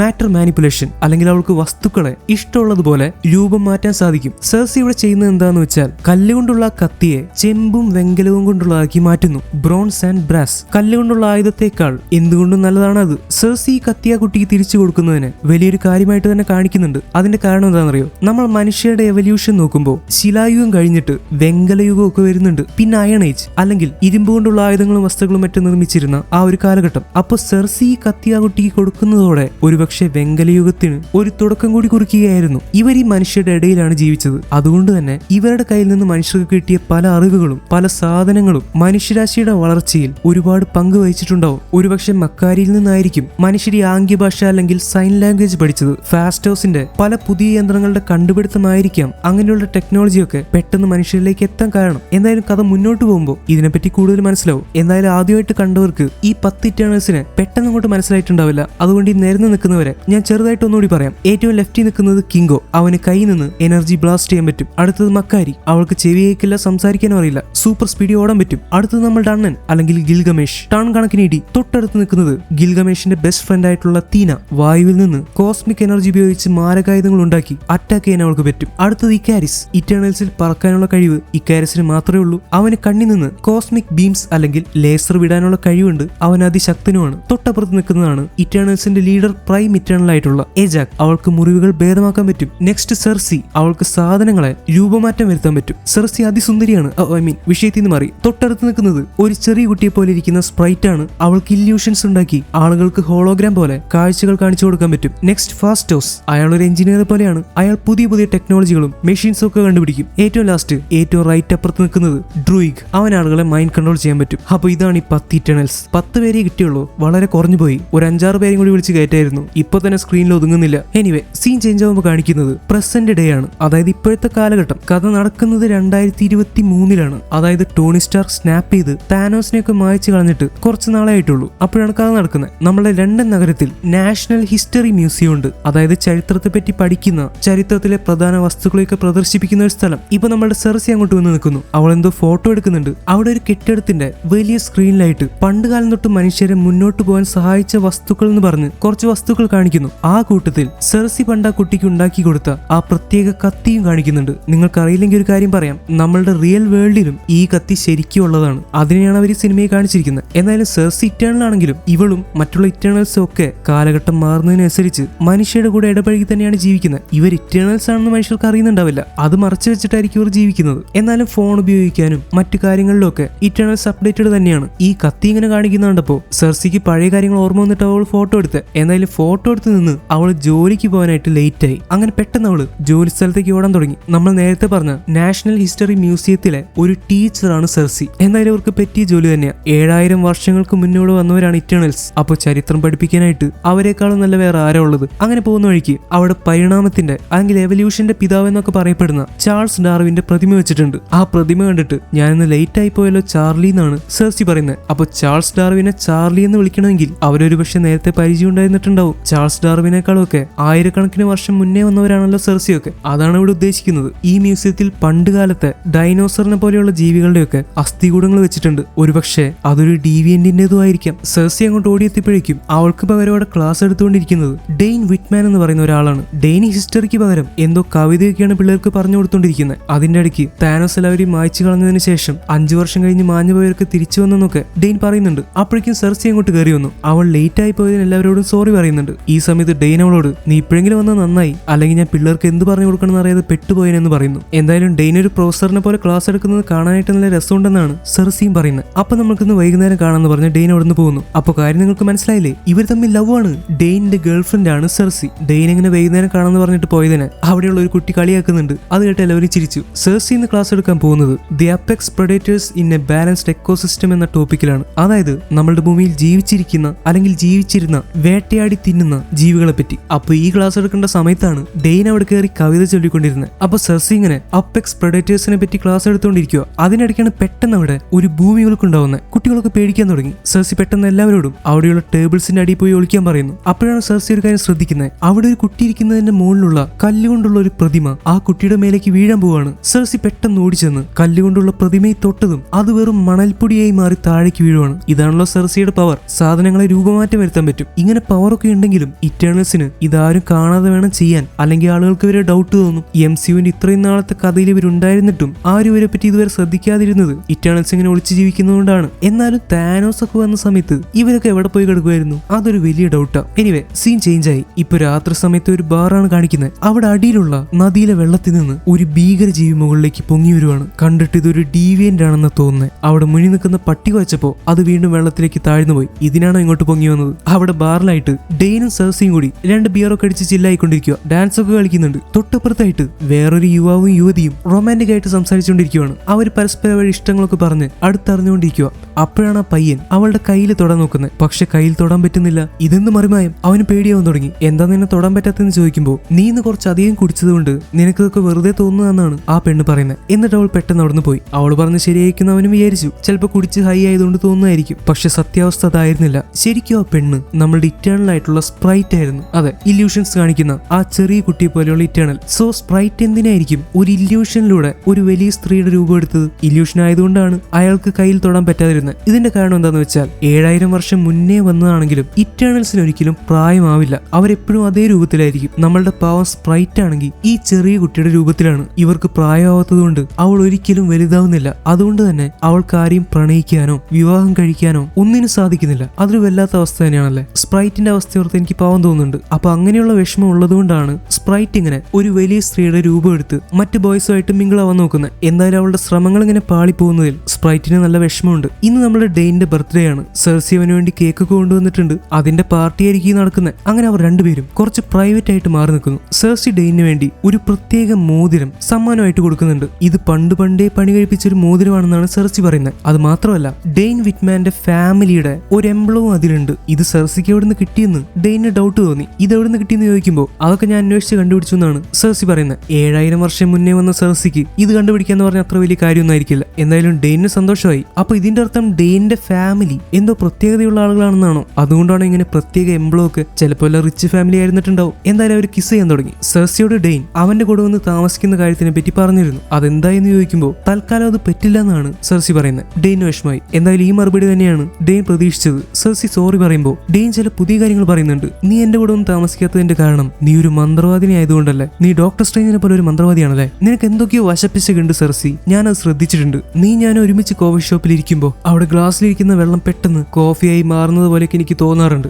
എന്താ ഇതിന്റെയൊക്കെ രഹസ്യം? സത്യം പറ. പിന്നെ സ്പ്രൈറ്റോ എന്നോട് ചില കാര്യങ്ങൾ പറഞ്ഞു. നീയും നിന്റെ എക്സ് ബോയ് ഫ്രണ്ടും 100 വർഷങ്ങൾക്ക് മുന്നേ ബ്രേക്കപ്പ് ആയെന്നൊക്കെ. അവന് പറക്കാൻ പറ്റുമെന്നും സ്പ്രൈറ്റ് എന്നോട് പറഞ്ഞു. എന്തൊക്കെയാ ഡെയിൻ നീ പറയുന്നത്? ആ യെസ്, എന്റെ പഴയ ബോയ് ഫ്രണ്ടിന് പറക്കാൻ പറ്റുമായിരുന്നു, കാരണം അവനൊരു പൈലറ്റ് ആയിരുന്നു. അല്ലാതെ ഒന്നുമല്ല. സ്പ്രൈറ്റ് പറയുന്നൊക്കെ നീ അല്ലാതെ വേറെ ആരെങ്കിലും വിശ്വസിക്കൂ? അപ്പൊ ഇതിന്റെ അർത്ഥം എന്താ? സെർസിയും സ്പ്രൈറ്റും ഒരുമിച്ചാണ് ഇപ്പൊ താമസിക്കുന്നത്. മറ്റ് ഇറ്റേണൽസ് എവിടെയാണെന്ന് അറിയില്ല. സെർസിയുടെ ബോയ് ഫ്രണ്ടാണ് ഡെയിൻ. അതുകൊണ്ട് തന്നെ ഡെയിനും സ്പ്രൈറ്റും നല്ല ഫ്രണ്ട്സ് ആയിരിക്കും. സ്പ്രൈറ്റ് അറിയാതെ പല കാര്യങ്ങളും ഡെയിനോട് പറയാറുണ്ട്. അതൊക്കെയാണ് ഡെയിൻ ഇപ്പൊ തന്നെ പറഞ്ഞത്. പിന്നെ സെർസിയുടെ കൂടെ കുറെ സമയം ചെലവഴിക്കുന്നതുകൊണ്ട് തന്നെ അവൾ പലപ്പോഴും പവർ ഉപയോഗിക്കുമ്പോൾ അത് ഡെയിൻ ശ്രദ്ധിച്ചിട്ടുണ്ടാവും. ഒരുപക്ഷെ അവന്റെ വെറും തോന്നലാന്ന് അവൻ വിചാരിച്ചിട്ടുണ്ടാവും. എന്നാലും അവന് ചില സംശയങ്ങളൊക്കെ ഉണ്ടെന്നുള്ള കാര്യം അവനിപ്പോ തന്നെ പറഞ്ഞു കഴിഞ്ഞു. സെർസി നൈസായിട്ട് അതിന് ഒഴിവായി. അപ്പോഴേക്കും സ്പ്രൈറ്റ് വന്ന് അവരോട് പോകാൻ സമയം എന്ന് പറയുന്നു. അങ്ങനെ അവർ നടന്നുകൊണ്ടിരിക്കുക. ഡെയിൻ കുറച്ച് മുന്നിലാണ് നടക്കുന്നത്. സ്പ്രൈറ്റ് സെർസിയോട് നിനക്ക് ഡെയിനെ അത്രയ്ക്ക് ഇഷ്ടമാണെങ്കിൽ നീ ഇറ്റേണലാണെന്നുള്ള കാര്യവും മറ്റുള്ള സത്യങ്ങളൊക്കെ അങ്ങോട്ട് തുറന്നു പറഞ്ഞൂടെ എന്ന് ചോദിക്കുന്നു. സെർസി അതിന് ശ്രമിച്ചുകൊണ്ടിരിക്കുകയെന്ന് പറയുന്നത്. എന്തായാലും ഇറ്റേണൽസ് മരണമില്ലാതെ ജീവിക്കുന്നത് പോലെ ഡെയിനും മരണമില്ലാതെ ജീവിക്കാൻ പറ്റില്ലല്ലോ.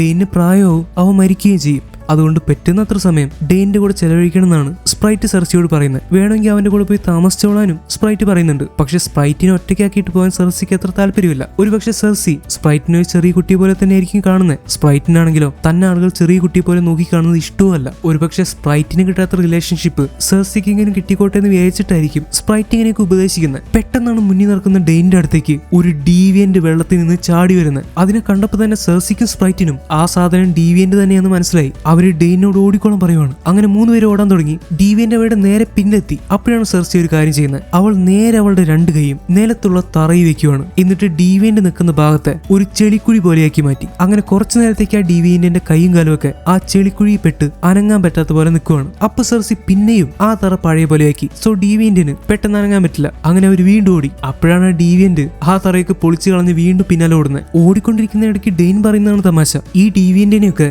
നിങ്ങൾ പണ്ടേക്ക് കൊന്നുകളഞ്ഞെന്നാണല്ലോ സ്പ്രൈറ്റ് പറഞ്ഞെന്ന് ഡെയിൻ ചോദിക്കുന്നു. അപ്പോഴാണ് സെർസിക്ക് മനസ്സിലായത് സ്പ്രൈറ്റ് ഓൾമോസ്റ്റ് എല്ലാ കാര്യങ്ങളും ഡെയിനോട് പറഞ്ഞെന്ന്. എന്തായാലും താൻ പറഞ്ഞ കാര്യങ്ങളൊക്കെ ഡെയിൻ അതുപോലെ തന്നെ വിശ്വസിക്കുമെന്ന് സ്പ്രൈറ്റ് വിചാരിച്ചിട്ടുണ്ടായിരുന്നില്ല. എന്നോ കുറച്ചു കഴിഞ്ഞപ്പോ സെർസിക്ക് ഒരു കാര്യം മനസ്സിലായി. ഡീവിയന്റ് ഫോളോ ചെയ്യുന്നത് സെർസിയാണ്. അതുകൊണ്ട് ഡെയിനെയും സ്പ്രൈറ്റിനെയും സേഫ് ആക്കാൻ വേണ്ടി അവരോട് ഓടിക്കോളം പറഞ്ഞിട്ട് സെർസി മുകളിലുള്ള റോഡിലേക്ക് ചാടിക്കയറി. അവൾ വിചാരിച്ചതുപോലെ ഡീവിയന്റ് അവളുടെ പിന്നാലെ വന്നു. എന്തായാലും സെർസിയെ ഒറ്റയ്ക്ക് വിടാൻ പറ്റാത്തതുകൊണ്ട് സ്പ്രൈറ്റും അങ്ങോട്ട് ചാടിക്കയറി പോകുന്നുണ്ട്. എന്തായാലും ഇവർ രണ്ടുപേരും ചാടിക്കയറുന്ന കണ്ടപ്പോ ഡെയിനും അങ്ങനെ ചെയ്യാൻ തോന്നി. പക്ഷെ പകുതി വഴിക്ക് വെച്ച് ഇതൊന്നും നമുക്ക് പറ്റിയ പണിയല്ല എന്ന് ഡെയിന് മനസ്സിലായി. അങ്ങനെ അവൻ കോണി കയറി മുകളിലേക്ക് പോകാൻ തീരുമാനിച്ചു. ഇപ്പൊ ഇവര് ഒരു ആൾക്കൂട്ടത്തിന്റെ ഇടയ്ക്കാണ്. ഡീവിയൻ സെർസി അറ്റാക്ക് ചെയ്യാൻ പോവാണ്. അപ്പോഴാണ് സ്പ്രൈറ്റ് അങ്ങോട്ട് വന്ന് അവളുടെ ഇല്യൂഷൻ വിദ്യ പുറത്തെടുക്കുന്നത്. സെർസിയെ പോലെയും സ്പ്രൈറ്റിനെ പോലെയും ഉള്ള ഒരുപാട് രൂപങ്ങൾ അവളുടെ പവർ വെച്ച് അവിടെയൊക്കെ കാണിക്കാൻ തുടങ്ങി. അപ്പൊ ഡീവിയന്റ് കൺഫ്യൂഷനായി. ഇതിലേതാണ് ശരിക്കുള്ളവര്? എന്നിട്ട് വേണമല്ലോ ആക്രമിക്കാൻ. അങ്ങനെ കുറെ സെർസികളും സ്പ്രൈറ്റുകളും നടക്കുന്നതിന്റെ കൂട്ടത്തിൽ ഡീവിയന്റ് ഇങ്ങനെ കൈകൊണ്ട് തടഞ്ഞു നോക്കുമ്പോൾ അതിനൊന്നിനെയും തൊടാൻ പറ്റുന്നില്ല. ഇതിലാകെ കൂടി റിയൽ ആയിട്ട് 2 പേരേ ഉള്ളൂ. ഈ സമയത്ത് ഡെയിൻ അങ്ങോട്ട് കയറി വന്ന് ആൾക്കാരെയൊക്കെ സേഫ് ആക്കാൻ വേണ്ടി അവിടെ നിന്ന് ഒഴിപ്പിക്കുന്നുണ്ട്. പക്ഷെ കുറച്ച് കഴിഞ്ഞപ്പോ എങ്ങനെയോ ഡീവിയന്റിന് മനസ്സിലായി ശരിക്കുള്ള സ്പ്രൈറ്റും സെർസിയും എവിടെയാണെന്ന്. ഇതെങ്ങനെയാ സംഭവിക്കുന്നതെന്ന് സെർസിക്ക് മനസ്സിലാവുന്നില്ല. പെട്ടെന്ന് ഡീവിയന്റ് സ്പ്രൈറ്റിനെ ഇടിച്ചു വീഴ്ത്തുവാണ്. അതോടെ അവളുടെ ഇല്യൂഷൻസ് ഒക്കെ ഇല്ലാതെ ഡീവിയന്റ് താഴെ വീണെടുക്കുന്ന സ്പ്രൈറ്റിനെ കൊല്ലാൻ വേണ്ടി വരുമായിരുന്നു. പെട്ടെന്നാണ് എന്തോ വന്ന് ഡീവിയന്റിനെ ഇടിച്ചു തെറിപ്പിച്ച് കൊണ്ടുപോകുന്നത്. അവിടുത്തെ മതിൽക്കെട്ടൊക്കെ വിളിച്ച് ഡീവിയന്റ് ഒരു കെട്ടിടത്തിന്റെ ഉള്ളിലേക്ക് തെറിച്ചുപോയി. ഡെയിൻ വന്ന് സ്പ്രൈറ്റിനെ എഴുന്നേപ്പിക്കുന്നുണ്ട്. പെട്ടെന്ന് ആ ഡീവിയന്റ് കെട്ടിടത്തിന്റെ ഉള്ളിൽ നിന്ന് ഒരു ലേസർ ബീം കാരണം പുറത്തേക്ക് തെറിച്ചു വരുവാണ്. സോ അതാരായിരിക്കും? അത് പവർഫുൾ ഇറ്റേണൽ ആയിട്ടുള്ള നമ്മളുടെ ഇക്കാരിസ് ആണ്. എന്തായാലും ഇക്കാരിസിനെ വഴി കുറെ നാൾ കഴിഞ്ഞിട്ട് കാണുന്നത് അത് ഇവരുടെ എക്സ്പ്രഷനിൽ നിന്ന് മനസ്സിലാക്കാം. പെട്ടെന്നാണ് ഡീവിയന്റ് ചാടി വന്ന് ഇക്കാരിസിനെ ഇടിച്ചു തെറിപ്പിക്കുന്നത്. ഇവർ രണ്ടുപേരും പോയി ഇടിച്ച് അവിടേക്ക് വന്നുകൊണ്ടിരിക്കുന്ന ഒരു ബസ് നേരെ തലകയായിട്ട് മറിയാൻ തുടങ്ങി. ആ ബസ് നേരെ വന്ന് വീഴാൻ പോകുന്നത് സ്പ്രൈറ്റിന്റെയും ഡെയിന്റെയും മേലേക്കൊക്കെയാണ്. ഇത് തടയാൻ വേണ്ടി സെർസി എന്താ ചെയ്തതെന്ന് വെച്ചാൽ നേരെ ബസ്സിൽ തൊട്ട് അതിനെ ഒരു കൂട്ടം റോസാപ്പൂവിന്റെ ഇതളുകളാക്കി മാറ്റുന്നു. ഇത് കാണുമ്പോൾ എനിക്ക് ഓർമ്മ വരുന്നത് പണ്ട് ഇൻഫിനിറ്റി വാറിൽ താനോസ് ഒരു ബ്ലാക്ക് ഹോളിനെ ഡോക്ടർ സ്ട്രേഞ്ചിന്റെ അടുത്തേക്ക് അയച്ചപ്പോൾ അങ്ങേര് കൂളായിട്ട് അതിനെ ഒരു കൂട്ടം പൂമ്പാറ്റകളാക്കി മാറ്റിയതാണ്. അതിലെ കുറച്ച് റോസാപ്പൂവിന്റെ ഇതളുകൾ ഡെയിന്റെ കയ്യിലും കിട്ടി. കാര്യം റൊമാൻറ്റിക് ഒക്കെ ആയിരുന്നു. പക്ഷെ പാവം ബസ്സുകാരന്റെ കച്ചവടം പൂട്ടിയെന്നാ തോന്നുന്നത്. ആകെ കൂടിയുള്ള ബസ്സും പോയി. ഇനി റോസാപ്പൂ വാരി കൊണ്ട് വിറ്റ കുറച്ച് പൈസയെങ്കിലും കിട്ടും. സെർസി അയാളുടെ അവളോട് സോറി പറയുന്നുണ്ട്. പാവം കച്ചവടം പൂട്ടിയ വിഷമത്തിൽ അവിടെ നിന്ന് ഓടിപ്പോയി. ഈ സമയത്ത് ഇക്കാരിസ് ഡിവൈനിന്റെ മേലേക്ക് ലേസർ വിടുവാണ്. അത് ദൂരേക്ക് തെറിച്ചുപോയി. അതിന്റെ കൈകളൊക്കെ മുറിയുന്നുണ്ട്. പക്ഷേ അത് വീണ്ടും പെട്ടെന്ന് ഹീലായി മുറിവൊക്കെ ഉണങ്ങി പഴയതുപോലെ ആവുകയാണ്. ഇത് കണ്ട് എല്ലാവരും ഞെട്ടിപ്പോയി. കാരണം ഇറ്റേണൽസിന് അറിയുന്ന ഡിവൈൻസിന് ഇങ്ങനെ ഒരു കഴിവില്ല. സ്വയം മുറിവ് ഭേദമാക്കാനുള്ള കഴിവ് ഡിവൈൻസിന് എവിടുന്ന് കിട്ടി? എന്തായാലും വീണ്ടും അവർ ആക്രമിക്കാൻ വരുന്ന ഡിവൈന്റിനെ ഇക്കാരിസ് കൂടുതൽ ലേസർ വിട്ട് അവിടുത്തെ വെള്ളത്തിലേക്ക് ചാടിക്കുവാണ്. അങ്ങനെ ആ ഡിവൈന്റ് തൽക്കാലം പോയി. പക്ഷെ ഒരു കാര്യമുണ്ട്, സാധാരണ മനുഷ്യരെ ആക്രമിക്കാറുള്ള ഡിവിയൻസ് ഇത്തവണ വന്നിരിക്കുന്നത് ഇറ്റേണൽസിനെ ആക്രമിക്കാനാണ്. അവറ്റകൾക്ക് പുതിയ പല ശക്തികളും കിട്ടിയിട്ടുണ്ട്. എങ്ങനെയാ ഇതൊക്കെ സംഭവിക്കുന്നത്? ഇറ്റേണൽസ് ഡിവിയൻസിനെ പണ്ടേക്ക് പണ്ട് ഇല്ലാതാക്കിയതാണ്. അല്ലെങ്കിൽ ഇത്രയും നാളത്തെ MCUവിൽ നമ്മൾ എവിടെയെങ്കിലും ഡിവിയൻസിനെ കണ്ടേനെ. പക്ഷെ ഇപ്പൊ പെട്ടെന്ന് എവിടുന്നാണ് ഡിവിയൻസ് പൊട്ടിമുളച്ച് വന്നത്? പക്ഷെ ഇതിനൊന്നും അവർക്ക് ഉത്തരം കിട്ടുന്നില്ല. എന്തായാലും ഇക്കാരിസിനെ കണ്ടപ്പോ സ്പ്രൈറ്റ് ഓടിച്ചെന്ന് കെട്ടിപ്പിടിക്കുവാണ്. എന്നിട്ട് കുറെ നാൾ കഴിഞ്ഞെങ്കിലും വീണ്ടും കണ്ടതിൽ സന്തോഷമുണ്ട് ഇക്കാരിസ് എന്ന് പറയുന്നു. ഡെയിനും ചെന്ന് ഇക്കാരിസിനെ പരിചയപ്പെടുന്നുണ്ട്. എന്തായാലും സ്പ്രൈറ്റ് മുന്നേ പറഞ്ഞ കാര്യങ്ങൾ വെച്ച് ഇതാണ് സെർസി പറഞ്ഞ പൈലറ്റ് എന്ന് ഡെയിന് മനസ്സിലായി. അതായത് സ്പ്രൈറ്റ് ഡെയിനോട് സെർസിയുടെ എക്സ് ബോയ് ഫ്രണ്ടിന് പറക്കാൻ പറ്റുമെന്ന് പറഞ്ഞിരുന്നല്ലോ. അത് ചോദിച്ചപ്പോ തടി വരാൻ വേണ്ടി സെർസി അത് പൈലറ്റ് ആണെന്ന് പറഞ്ഞിരുന്നു. ആ കാര്യമാണ് ഡെയിൻ കോമഡി ആയിട്ട് ഇവിടെ പറയുന്നത്. അപ്പൊ സെർസിയും ഇക്കാരിസും പണ്ട് ലവേഴ്സ് ആയിരുന്നു. ഇപ്പൊ ഡെയിന് ഒരുപാട് സംശയങ്ങളുണ്ട്. അതൊക്കെ അവൻ സെർസിയോട് കുറച്ചങ്ങോട്ട് മാറി നിന്ന് ചോദിച്ചുകൊണ്ടിരിക്കുക. ഡെയിൻ, ഞങ്ങൾ ഇറ്റേണൽസ് ആണ്. ഞങ്ങൾ 10 പേരുണ്ട്. 7000 വർഷങ്ങൾക്ക് മുന്നാണ് ഞങ്ങൾ ഭൂമിയിലേക്ക് ആദ്യമായിട്ട് വരുന്നത്. ഞങ്ങളുടെ ഡോമോ എന്ന് പറയുന്ന സ്പേസ്ഷിപ്പിൽ ഭൂമിയിലെ തുടക്കം തൊട്ടുള്ള മനുഷ്യരെ ഡീവിയൻസിൽ നിന്ന് രക്ഷിക്കാൻ വേണ്ടിയിട്ടാണ് ഞങ്ങൾ ഇങ്ങോട്ട് വന്നത്. നൂറ്റാണ്ടുകൾക്ക് മുന്നേ തന്നെ ഡീവിയൻസിനെയൊക്കെ കൊന്നുകളഞ്ഞെന്ന് ഞങ്ങൾ വിചാരിച്ചേ. പക്ഷെ ഇപ്പൊ ഡീവിയൻസ് കൂടുതൽ ശക്തിയോടെ വീണ്ടും തിരിച്ചു വന്നിരിക്കുന്നു. സെർസി, നീ ഇതൊക്കെ സത്യം തന്നെയാണോ പറയുന്നത്? അതോ എന്റെ കൂടെ വന്ന് താമസിക്കുന്നതിൽ നിന്ന് രക്ഷപ്പെടാൻ വേണ്ടിയിട്ട് നീ ഉണ്ടാക്കി പറയുന്നതാണോ? അല്ല ഡെയിൻ, ഞാൻ സത്യം പറയുന്നത്. ഇപ്പൊ തന്നെ ഉണ്ടായ കാര്യങ്ങളൊക്കെ നീയും കണ്ടതല്ലേ? എന്നിട്ട് ഞാൻ നിനക്ക് വെറുതെ പറയുന്നതെന്ന് തോന്നുന്നുണ്ടോ? അപ്പൊ ഞാൻ വിചാരിച്ചതുപോലെ നീ ഒരു മന്ത്രവാദിയാണല്ലേ? നിനക്ക് സാധനങ്ങളെ മാറ്റാൻ പറ്റും. വെറുതെ അല്ല കോഫി ഷോപ്പിൽ വെച്ച് വെള്ളം കോഫിയായി മാറിക്കൊണ്ടിരുന്നത്. വെയിറ്റർ വരാൻ കുറച്ച് വൈകുമ്പോഴേക്കും നീയാണ് വെള്ളത്തിനെ കോഫിയാക്കി മാറ്റിയത്. ഇപ്പൊ നീ ബസ്സിനെ കുറെ റോസാപ്പൂ ആക്കി മാറ്റി. നിനക്ക് അത്ര കഴിവുണ്ടെങ്കിൽ നിനക്ക് എന്നെ ഒരു ജിറാഫാക്കി മാറ്റാൻ പറ്റുമോ? എന്റെ കുട്ടിക്കാലത്തുള്ള ആഗ്രഹം എനിക്കൊരു ജിറാഫിനെ പോലെ ആവണമെന്ന്. പറ്റുമോ നിനക്ക്? ഇല്ല ഡെയിൻ, എനിക്ക് ജീവനുള്ള സാധനങ്ങളെ മാറ്റാൻ സാധിക്കില്ല. ജീവനില്ലാത്ത വസ്തുക്കളെ മാത്രമേ എനിക്ക് മാറ്റാൻ പറ്റൂ. എന്തായാലും നീ ജിറാഫ് ആയിരുന്നെങ്കിൽ ഏറ്റവും ക്യൂട്ടായിട്ടുള്ള ജിറാഫ് ആയിരുന്നേനെ. സോപ്പിട്ടത് മതി. എനിക്കിനിയും ചോദ്യങ്ങളുണ്ട്. താനോസ് ഭൂമി നശിപ്പിക്കാൻ വന്നപ്പോൾ നിങ്ങളൊക്കെ എവിടെയായിരുന്നു? നിങ്ങൾ അത്രയും പവർഫുൾ ആയിരുന്നെങ്കിൽ എന്തുകൊണ്ടാണ് താനോസിനെതിരെ നിങ്ങൾ ഫൈറ്റ് ചെയ്യാതിരുന്നത്? നിങ്ങൾ എന്താ അവെഞ്ചേഴ്സിനെ ഹെൽപ്പ് ചെയ്യാതിരുന്നത്? അത് മാത്രമല്ല, ചരിത്രത്തിൽ എത്രയോ യുദ്ധങ്ങൾ നടന്നു, എത്ര പേര് മരിച്ചു. ഇതിലൊന്നിലും നിങ്ങൾ എന്താ ഇടപെടാതിരുന്നത്? നമ്മളൊക്കെ ചോദിക്കാൻ ആഗ്രഹിച്ചൊരു ചോദ്യമാണ് ഡെയിൻ ചോദിച്ചിരിക്കുന്നത്. താനോസ് വന്നപ്പോ ഈ ഇറ്റേണൽസ് എവിടെയായിരുന്നു? അപ്പോഴാണ് സെർസി അതിന്റെ കാരണം പറയുന്നത്. ഡെയിൻ ഞങ്ങളെ ഭൂമിയിലേക്ക് അയച്ചപ്പോ ഞങ്ങൾക്ക് കൃത്യമായിട്ട് ചില നിയമങ്ങൾ ഉണ്ടായിരുന്നു. ഞങ്ങൾ ദൈവത്തെ പോലെ കാണുന്ന അരിശമാണ് ആ നിയമങ്ങൾ ഉണ്ടാക്കിയത്. മനുഷ്യർ തമ്മിലുള്ള യുദ്ധങ്ങളിലോ വഴക്കുകളിലോ തർക്കങ്ങളിലോ ഒന്നും ഞങ്ങൾ ഇടപെടാൻ പാടില്ലെന്നാണ് അദ്ദേഹം ഞങ്ങളോട് പറഞ്ഞിരിക്കുന്നത്. ഡീവിയൻസിനെ തടയുക എന്നത് മാത്രമാണ് ഞങ്ങൾ ഇങ്ങോട്ട് വന്നതിന്റെ ഉദ്ദേശം. അരിശം പറഞ്ഞ കാര്യങ്ങൾ ഞങ്ങൾ അനുസരിക്കുന്നേ ഉള്ളൂ. പക്ഷെ എന്താ അതിന് കാരണം? എന്തുകൊണ്ട് നിങ്ങൾ യുദ്ധങ്ങളൊന്നും തടയുന്നില്ല? ഇത്രയും പവറുള്ള നിങ്ങൾ അത് ചെയ്യേണ്ടതല്ലേ? പക്ഷെ ഡെയിൻ, ഒരു കാര്യമുണ്ട്. ഒന്ന് ആലോചിച്ച് നോക്കിയാ, ഞങ്ങൾ ഓരോ കാര്യത്തിനും മനുഷ്യരെ സഹായിച്ചിരുന്നെങ്കിൽ നിങ്ങൾ സ്വയം ഡെവലപ്പ് ആവുമായിരുന്നില്ല. നിങ്ങളുടെ ബുദ്ധി വികസിക്കുമായിരുന്നില്ല. നിങ്ങൾ ഇന്ന് കാണുന്ന നിലയിലേക്ക് ഒരിക്കലും എത്തുമായിരുന്നില്ല. അല്ല, നീ പറഞ്ഞതുപോലെ ഡീവിയൻസിനെ 100 കണക്കിന് വർഷങ്ങൾക്ക് മുന്നേ തന്നെ നിങ്ങൾ ഇല്ലാതാക്കിയെങ്കിൽ ഇപ്പോഴും നിങ്ങൾ എന്താ ഭൂമി ചെയ്യുന്നത്? നിങ്ങൾ എന്തുകൊണ്ട് തിരിച്ചു പോയില്ല? അതിന് എനിക്ക് ഉത്തരവില്ല ഡെയിൻ. അരിശം ഞങ്ങളോട് പറയുന്നത് വരെ ഞങ്ങൾക്ക് തിരിച്ചു പോകാനാവില്ല. അതാണ് നിയമം. അതൊക്കെ പോട്ടെ. അപ്പോ ഈ ഇക്കാരിസ് ആണല്ലോ നിന്റെ എക്സ് ബോയ് ഫ്രണ്ട്, നീ പറഞ്ഞ പൈലറ്റ്. അവൻ ഒരുപാട് പവർഫുൾ ആണെന്നാണല്ലോ തോന്നുന്നത്. സൂര്യന്റെ അടുത്തേക്ക് പറക്കാൻ ആഗ്രഹിച്ച ഇക്കാരിസ്. ഡെയിൻ, ആ ഇക്കാരിസ് അല്ല ഈ ഇക്കാരിസ്. അത് ഞങ്ങൾ ഏതൻസിലായിരുന്നപ്പോ സ്പ്രൈറ്റ് ഉണ്ടാക്കിയ ഒരു കഥ മാത്രമാണ്. ഇപ്പൊ സെർസി എന്താ പറയുന്നതെന്ന് നിങ്ങൾക്ക് ഡൗട്ട് തോന്നും. ആക്ച്വലി ഇക്കാരിസ് എന്ന് പറയുന്ന ഒരു ക്യാരക്ടറിന്റെ കഥ നമ്മൾ പലരും കേട്ടിട്ടുണ്ടാവും. ചുരുക്കി പറയാം, ഒരു അച്ഛനും മകനും തടവറയിലായി. ഒരു കെട്ടിടത്തിന്റെ മുകളിലെ നിലയിലാണ് ഈ തടവറ. ഇവിടുന്ന് രക്ഷപ്പെടാനായിട്ട് ബുദ്ധിശാലിയായ അച്ഛൻ തൂവലുകളും മെഴുകും ഉപയോഗിച്ച് ചിറകുകൾ നിർമ്മിച്ചു. അച്ഛനും മകനും ആവശ്യമുള്ള ചിറക് അയാൾ നിർമ്മിച്ചു. മകന്റെ പേര് ഇക്കാരിസ് എന്നായിരുന്നു. ഈ ചിറക് ഉപയോഗിച്ച് ഇവിടുന്ന് പറന്ന് രക്ഷപ്പെടാമെന്നാണ് അച്ഛൻ പ്ലാൻ ഇട്ടെ. പക്ഷെ ഒരു കാര്യം അദ്ദേഹം പ്രത്യേകം മകനോട് പറഞ്ഞു, നീ ഒരുപാട് ഉയർത്തി പറക്കരുത്. അങ്ങനെ ചെയ്താൽ സൂര്യന്റെ ചൂടേറ്റി മെഴുകുരുകി ചിറകില്ലാതെയായി നീ താഴെ വീഴും. അങ്ങനെ അവർ പുറത്തേക്ക് പറന്ന് രക്ഷപ്പെട്ടു. കുറച്ച് പറന്നു കഴിഞ്ഞ ഇക്കാരിസിന് തോന്നി, എന്തായാലും പറക്കാൻ പറ്റുന്നുണ്ടല്ലോ, എന്നാൽ കുറച്ചുകൂടി മുകളിലേക്ക് പറന്നു നോക്കാം. അങ്ങനെ ഇക്കാരിസ് കുറച്ചധികം തന്നെ മുകളിലേക്ക് പറന്നു. അങ്ങനെ അച്ഛൻ പറഞ്ഞത് കേൾക്കാതെ പറന്നുയർന്നതുകൊണ്ട് സൂര്യന്റെ ചൂടേറ്റ് അവന്റെ ചിറകിലെ മെഴുകുരുകി ഇക്കാരിസ് നേരെ താഴേക്ക് വീണ് മരിക്കുവാണ്. ഇതാണ് the boy who flew too close to the sun, അതായത് സൂര്യന്റെ അടുത്തേക്ക് പറക്കാൻ ശ്രമിച്ച ആൺകുട്ടി എന്ന് പറയുന്ന കഥ. ഈ കഥയിലെ ആൺകുട്ടിയുടെ പേര് ഇക്കാരിസ് എന്ന് തന്നെയാണ്. ഈ കഥ ഉണ്ടാക്കിയത് സ്പ്രൈറ്റ് ആണെന്നാണ് സെർസി ഇപ്പൊ തന്നെ പറഞ്ഞത്. ആ കഥയിലെ പയ്യന് സെർസി ഇക്കാരിസ് എന്നുള്ള പേര് കൊടുത്തതേ ഉള്ളൂ. സോ ഇവിടെ ഉദ്ദേശിക്കുന്നത് എന്താന്ന് വെച്ചാൽ, നമ്മൾ ചരിത്രത്തിൽ പറഞ്ഞു കേട്ടതായിട്ടുള്ള പല കഥകളും ഒരുപക്ഷെ ഇറ്റേണൽസ് ഉണ്ടാക്കിയതായിരിക്കാം. അല്ലെങ്കിൽ ഇറ്റേണൽസിന്റെ ഒരു സ്വാധീനം ആ പല കഥകളിലും പുരാണങ്ങളിലും ഉണ്ടായിരുന്നിട്ടുണ്ടാവും. അതിന്റെ ചില ഉദാഹരണങ്ങൾ മുന്നോട്ട് പോകുമ്പോൾ നമുക്ക് കാണാം. അപ്പോ നീയും ഈ ഇക്കാരിസും എത്ര നാൾ നാള് റിലേഷൻ ഉണ്ടായിരുന്നു. ഞങ്ങൾ ഏകദേശം ഒരു 5000 വർഷത്തോളം പ്രണയത്തിലായിരുന്നു. അയ്യോ, അത് വളരെ കുറഞ്ഞു പോയല്ലോ. എന്താ ഇത്ര പെട്ടെന്ന് ബ്രേക്കപ്പ് ആയത്? ഇക്കാര്യം ഒരു ദിവസം പെട്ടെന്ന് തന്നെ വിട്ടുപോയി. എന്താ കാരണം അറിയില്ല. എനിക്ക് ഒരുപാട് വിഷമമായി. അവൻ തിരിച്ചു വരുമെന്ന് ഞാൻ വിചാരിച്ചു, പക്ഷെ അവൻ വന്നില്ല. അങ്ങനെ പതുക്കെ ഞാൻ അവനെ മറന്നു. അത് വളരെ നന്നായി. അതുകൊണ്ടല്ലേ എനിക്ക് നിന്നെ കിട്ടിയത്. I am sorry Dane. എനിക്കിനി നിന്റെ കൂടെ നിൽക്കാൻ പറ്റില്ല. എനിക്ക് പോകണം. അടിപൊളി, താങ്ക് യു. അങ്ങനെ പറഞ്ഞവർ രണ്ടുപേരും കെട്ടിപ്പിടിക്കുവാണ്. ഒരുപക്ഷെ ഡെയിന്റെ കൂടെ നിൽക്കുവാണെങ്കിൽ അവനും കൂടി ഡീവിയൻസ് കാരണം അപകടം വരുന്ന വിചാരിച്ചിട്ടായിരിക്കും സെർസി അവന് വിട്ടു പോകുന്നത്. നേരത്തെ ഒരു കാര്യം പറയാൻ വിട്ടുപോയി. ഡീവിയൻസുമായിട്ടുള്ള ഫൈറ്റ് കഴിഞ്ഞ് പോലീസ് അങ്ങോട്ട് വന്നപ്പോഴേക്കും സ്പ്രൈറ്റ് അവളുടെ ഇല്യൂഷൻ പവർ വെച്ച് അവരെയൊക്കെ അദൃശ്യമാക്കി മാറ്റുന്നുണ്ട്. അപ്പൊ പോലീസ് അവരെ കണ്ടില്ല. എനിവേ അടുത്ത ദിവസം ഇത് വലിയൊരു വാർത്തയായി മാറി. ഒരു വലിയ ഭൂകമ്പം ഉണ്ടായല്ലോ. പിന്നെ ഇങ്ങനെ ഒരു വലിയ ജീവിയെ കണ്ടതായിട്ടും കുറെ പേര് റിപ്പോർട്ട് ചെയ്തു. അപ്പൊ ഗവൺമെന്റ് വിചാരിക്കുന്നത് ഇതൊരു പക്ഷേ ബ്ലിപ്പ് കാരണം ഉണ്ടായതായിരിക്കും എന്നാണ്. അതായത് ഹൾക്ക് സ്നാപ്പ് ചെയ്താൽ അവർ തിരിച്ചു കൊണ്ടുവന്നല്ലോ. അത് കഴിഞ്ഞ് കുറച്ച് നാളായിട്ടുള്ളൂ. അപ്പൊ അതിന്റെ ഭാഗമായിട്ടുണ്ടായ വല്ല പ്രശ്നമായിരിക്കും എന്നാണ് ഗവൺമെന്റ് വിചാരിക്കുന്നത്. എന്തായാലും യുണൈറ്റഡ് നേഷൻസ് ഒരു എമർജൻസി മീറ്റിംഗ് ഒക്കെ വിളിച്ചു കൂട്ടുന്നുണ്ട്. സ്പ്രൈറ്റും സെർസിയും തിരിച്ചു വന്ന ഡീവിയന്റിനെ പറ്റിയും അതിന് പുതിയതായി കിട്ടിയ ശക്തികളെ പറ്റിയും പറഞ്ഞുകൊണ്ടിരിക്കുക. സ്പ്രൈറ്റ് അവളുടെ സ്പെഷ്യൽ ആയിട്ടുള്ള കത്തിയൊക്കെ എടുത്ത് നോക്കുന്നുണ്ട്. ഡീവിയൻസിന് എങ്ങനെ ഹീലിംഗ് പവർ കിട്ടി? അവരെന്തിന് മനുഷ്യർക്ക് പകരം ഇറ്റേണൽസിനെ ആക്രമിക്കുന്നത്? ഇതൊക്കെയാണ് സെർസിയുടെ ഡൗട്ട്. ആ വലിയ ഭൂകമ്പം ഉണ്ടായപ്പോ ഞാൻ ഈ നഗരത്തിൽ തന്നെ ഉണ്ടായിരുന്നു. അതുകൊണ്ടാണ് ഞാൻ നിങ്ങളെ തേടി വന്നത്. പക്ഷെ ഒരു ഡീവിയന്റിനെ കാണേണ്ടി വരുമെന്ന് ഞാൻ ഒരിക്കലും വിചാരിച്ചില്ല. പക്ഷെ ഇക്കാരിസ്, എനിക്കെന്തോ കുഴപ്പം തോന്നുന്നു. ഈ ഭൂമി ഉൾക്കുണ്ടായതും ഉടനെ ഒരു ഡീവിയന്റിനെ കണ്ടതും ഇത് തമ്മിൽ എന്തോ ബന്ധമുണ്ടെന്ന് എനിക്ക് തോന്നുന്നത്. വെറുതെ ഇങ്ങനെയൊക്കെ സംഭവിക്കൂ? നമ്മൾക്ക് മറ്റുള്ള ഇറ്റേണൽസിന്റെ അടുത്തേക്ക് പോകണം. ഇതെന്താണെങ്കിലും നമ്മൾക്ക് അവരുടെ സഹായം ആവശ്യമാണ്. പക്ഷെ ഞാൻ നൂറ്റാണ്ടുകളായിട്ട് അവരി പലരെയും കണ്ടിട്ടേയില്ല. അത് കുഴപ്പമില്ല സെർസി. എത്ര കാലങ്ങൾ കഴിഞ്ഞാലും നമ്മൾ ഇതുപോലെ തന്നെയായിരിക്കും. മരണമില്ലാതെ ഒരേ രൂപത്തിൽ ഇങ്ങനെ ജീവിച്ചുകൊണ്ടേയിരിക്കും. I'm sorry Cersei. ഞാനൊരു ദിവസം പെട്ടെന്ന് നിന്നെ വിട്ട് ദൂരെ പോയി. നിനക്ക് വിഷമമെന്ന് എനിക്കറിയാം. പക്ഷെ ഇപ്പോ നമ്മൾക്കതൊന്നും ആലോചിക്കാൻ സമയമില്ല. നമ്മൾ ഒരുമിച്ച് നിൽക്കേണ്ട സമയമാണ്. നമ്മളെല്ലാവരും സേഫ് ആണെന്ന് അറിഞ്ഞു കഴിഞ്ഞാൽ, ഡീവിയൻസ് എല്ലാം ഇല്ലാതെയായി കഴിഞ്ഞാൽ ഞാൻ നിന്നെ വിട്ടു പോയിക്കോളാം. എങ്കിൽ നമുക്ക് ആദ്യം നമ്മളുടെ നേതാവിനെ കാണാൻ പോവാം. നമ്മൾക്ക് അജാക്കിന്റെ അടുത്തേക്ക് പോവാം. എന്ത് ചെയ്യണമെന്ന് എജാക്കിന് നന്നായിട്ട് അറിയാമായിരിക്കും. അങ്ങനെ സെർസിയും ഇക്കാരിസും സ്പ്രൈറ്റും മറ്റ് ഇറ്റേണൽസിന്റെ അടുത്തേക്ക് പോകാനുള്ള യാത്ര ആരംഭിച്ചു. അപ്പൊ പറയുന്നത് പോലെ ഇവരൊക്കെ കുറെ കാലമായി കണ്ടിട്ട് ഇവരൊക്കെ ലോകത്തിന്റെ പല പല കോണുകളിലാണ്. എന്തുകൊണ്ടായിരിക്കും ഇവര് അങ്ങനെ വേറെ വേറെ സ്ഥലങ്ങളിൽ പോയി താമസിക്കാൻ തുടങ്ങിയത്? അത് നമുക്ക് പിന്നീട് മനസ്സിലാവും. അല്ല, ഇത് നമ്മളുടെ ബക്കിയല്ലേ? ഇക്കാരിസിനെ കാണാൻ ബക്കിയുടെ പോലെ ഉണ്ടല്ലോ. നിങ്ങൾക്ക് ആർക്കെങ്കിലും തോന്നിയോ?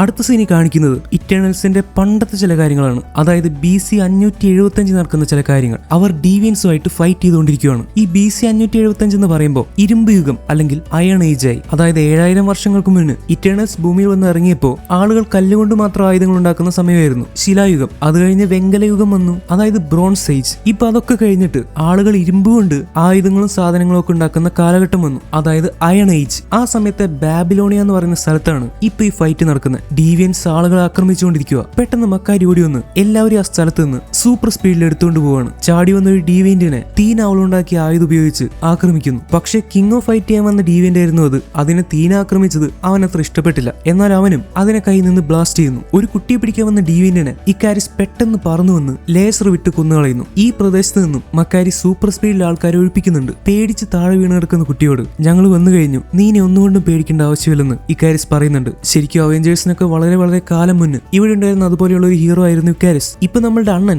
ജനങ്ങളെയൊക്കെ ഒരു ഗേറ്റിന്റെ അപ്പുറത്തേക്ക് സേഫ് ആയിട്ട് കടത്തിക്കൊണ്ടിരിക്കുകയാണ്. ഈ ഗേറ്റിന്റെ പേരാണ് ഇഷ്താർ ഗേറ്റ്. ഇത് ശരിക്കും നമ്മുടെ റിയൽ ലൈഫിൽ ബാബിലോണിയ എന്ന് പറയുന്ന സ്ഥലത്തുള്ള സംഭവം തന്നെയാണ്. അതാണ് സിനിമയിൽ കാണിച്ചിരിക്കുന്നത്. അപ്പൊ മനുഷ്യന്മാരുടെ വളർച്ചയിലെ ഓരോ കാലഘട്ടത്തിലും ഓരോ സമയത്തും ഇറ്റേണൽസിന്റെ ഒരു സ്വാധീനം ഉണ്ടായിരുന്നെന്നാണ് നമ്മൾ മനസ്സിലാക്കേണ്ടത്. ഗേറ്റ് തകർക്കാൻ വന്ന ഡീവിയന്റിനെ അണ്ണൻ ഒറ്റ പഞ്ചിന് നിലത്തിട്ടു. പക്ഷേ ഇത് ഇത്തിരി കൂടിയായിട്ടും ഡീവിയന്റ് ആയിരുന്നു. അത് പിന്നെയും എണീറ്റ് വരുമ്പോൾ അണ്ണൻ വീണ്ടും അതിനിടിക്കുന്നു. അപ്പോഴേക്കും മിക്കാരിസ് വന്ന് അതിനെ ലേസർ വിടുന്നു. കിങ്ങും അതിനെ എനർജി ബ്ലാസ്റ്റ് ചെയ്യുന്നു. തീനെ ചാടി വന്ന് അതിന്റെ തലയിൽ കയറി നിന്ന് ആക്രമിക്കുന്നുണ്ട്. അങ്ങനെ എല്ലാ ഇറ്റേണൽസും കൂടി ആ ഡീവിയന്റിനെ ആക്രമിച്ചൊരു വഴിക്കാക്കി. അപ്പോഴാണ് ഗിൽഗമേഷ് അണ്ണന്റെ അവസാനത്തെ ഒരു ഇടി. അതോടെ ഡീവിയന്റ് അവിടെ വീണുപോയി. പക്ഷെ അത് പിന്നെ എണിക്കാൻ നോക്കുന്നുണ്ട്. അപ്പോൾ അണ്ണന് ദേഷ്യം വന്നിട്ട് അവസാനമായിട്ട് അതിന്റെ അണ്ണാക്കിലിട്ട് ഒരു അടി കൊടുക്കുന്നു. അതോടെ അതിന്റെ പണി തീർന്നു. നമ്മളുടെ അണ്ണൻ ചിലപ്പോൾ ബാക്കി ഇറ്റേണൽസിനും കൂടി ഫൈറ്റ് ചെയ്യാൻ അവസരം കിട്ടിക്കോട്ടെ എന്ന് വിചാരിച്ചിട്ടായിരിക്കും അതിനെ ഒറ്റ പഞ്ചിന് അടിച്ചിടാത്തത്. സാധാരണ അങ്ങനെയാണല്ലോ ശീലം. എന്നിട്ട് 10 ഇറ്റേണൽസും കൂടി വീണ്ടും സ്കൂളിൽ അസംബ്ലിക്ക് നിൽക്കുന്ന പോലെ നേരം അങ്ങോട്ട് നിൽക്കുന്നു. ഇറ്റേണൽസ് 5000 BC വന്നിട്ട് ഇത്രയും നാൾ ഭൂമിയിൽ ജീവിച്ചു.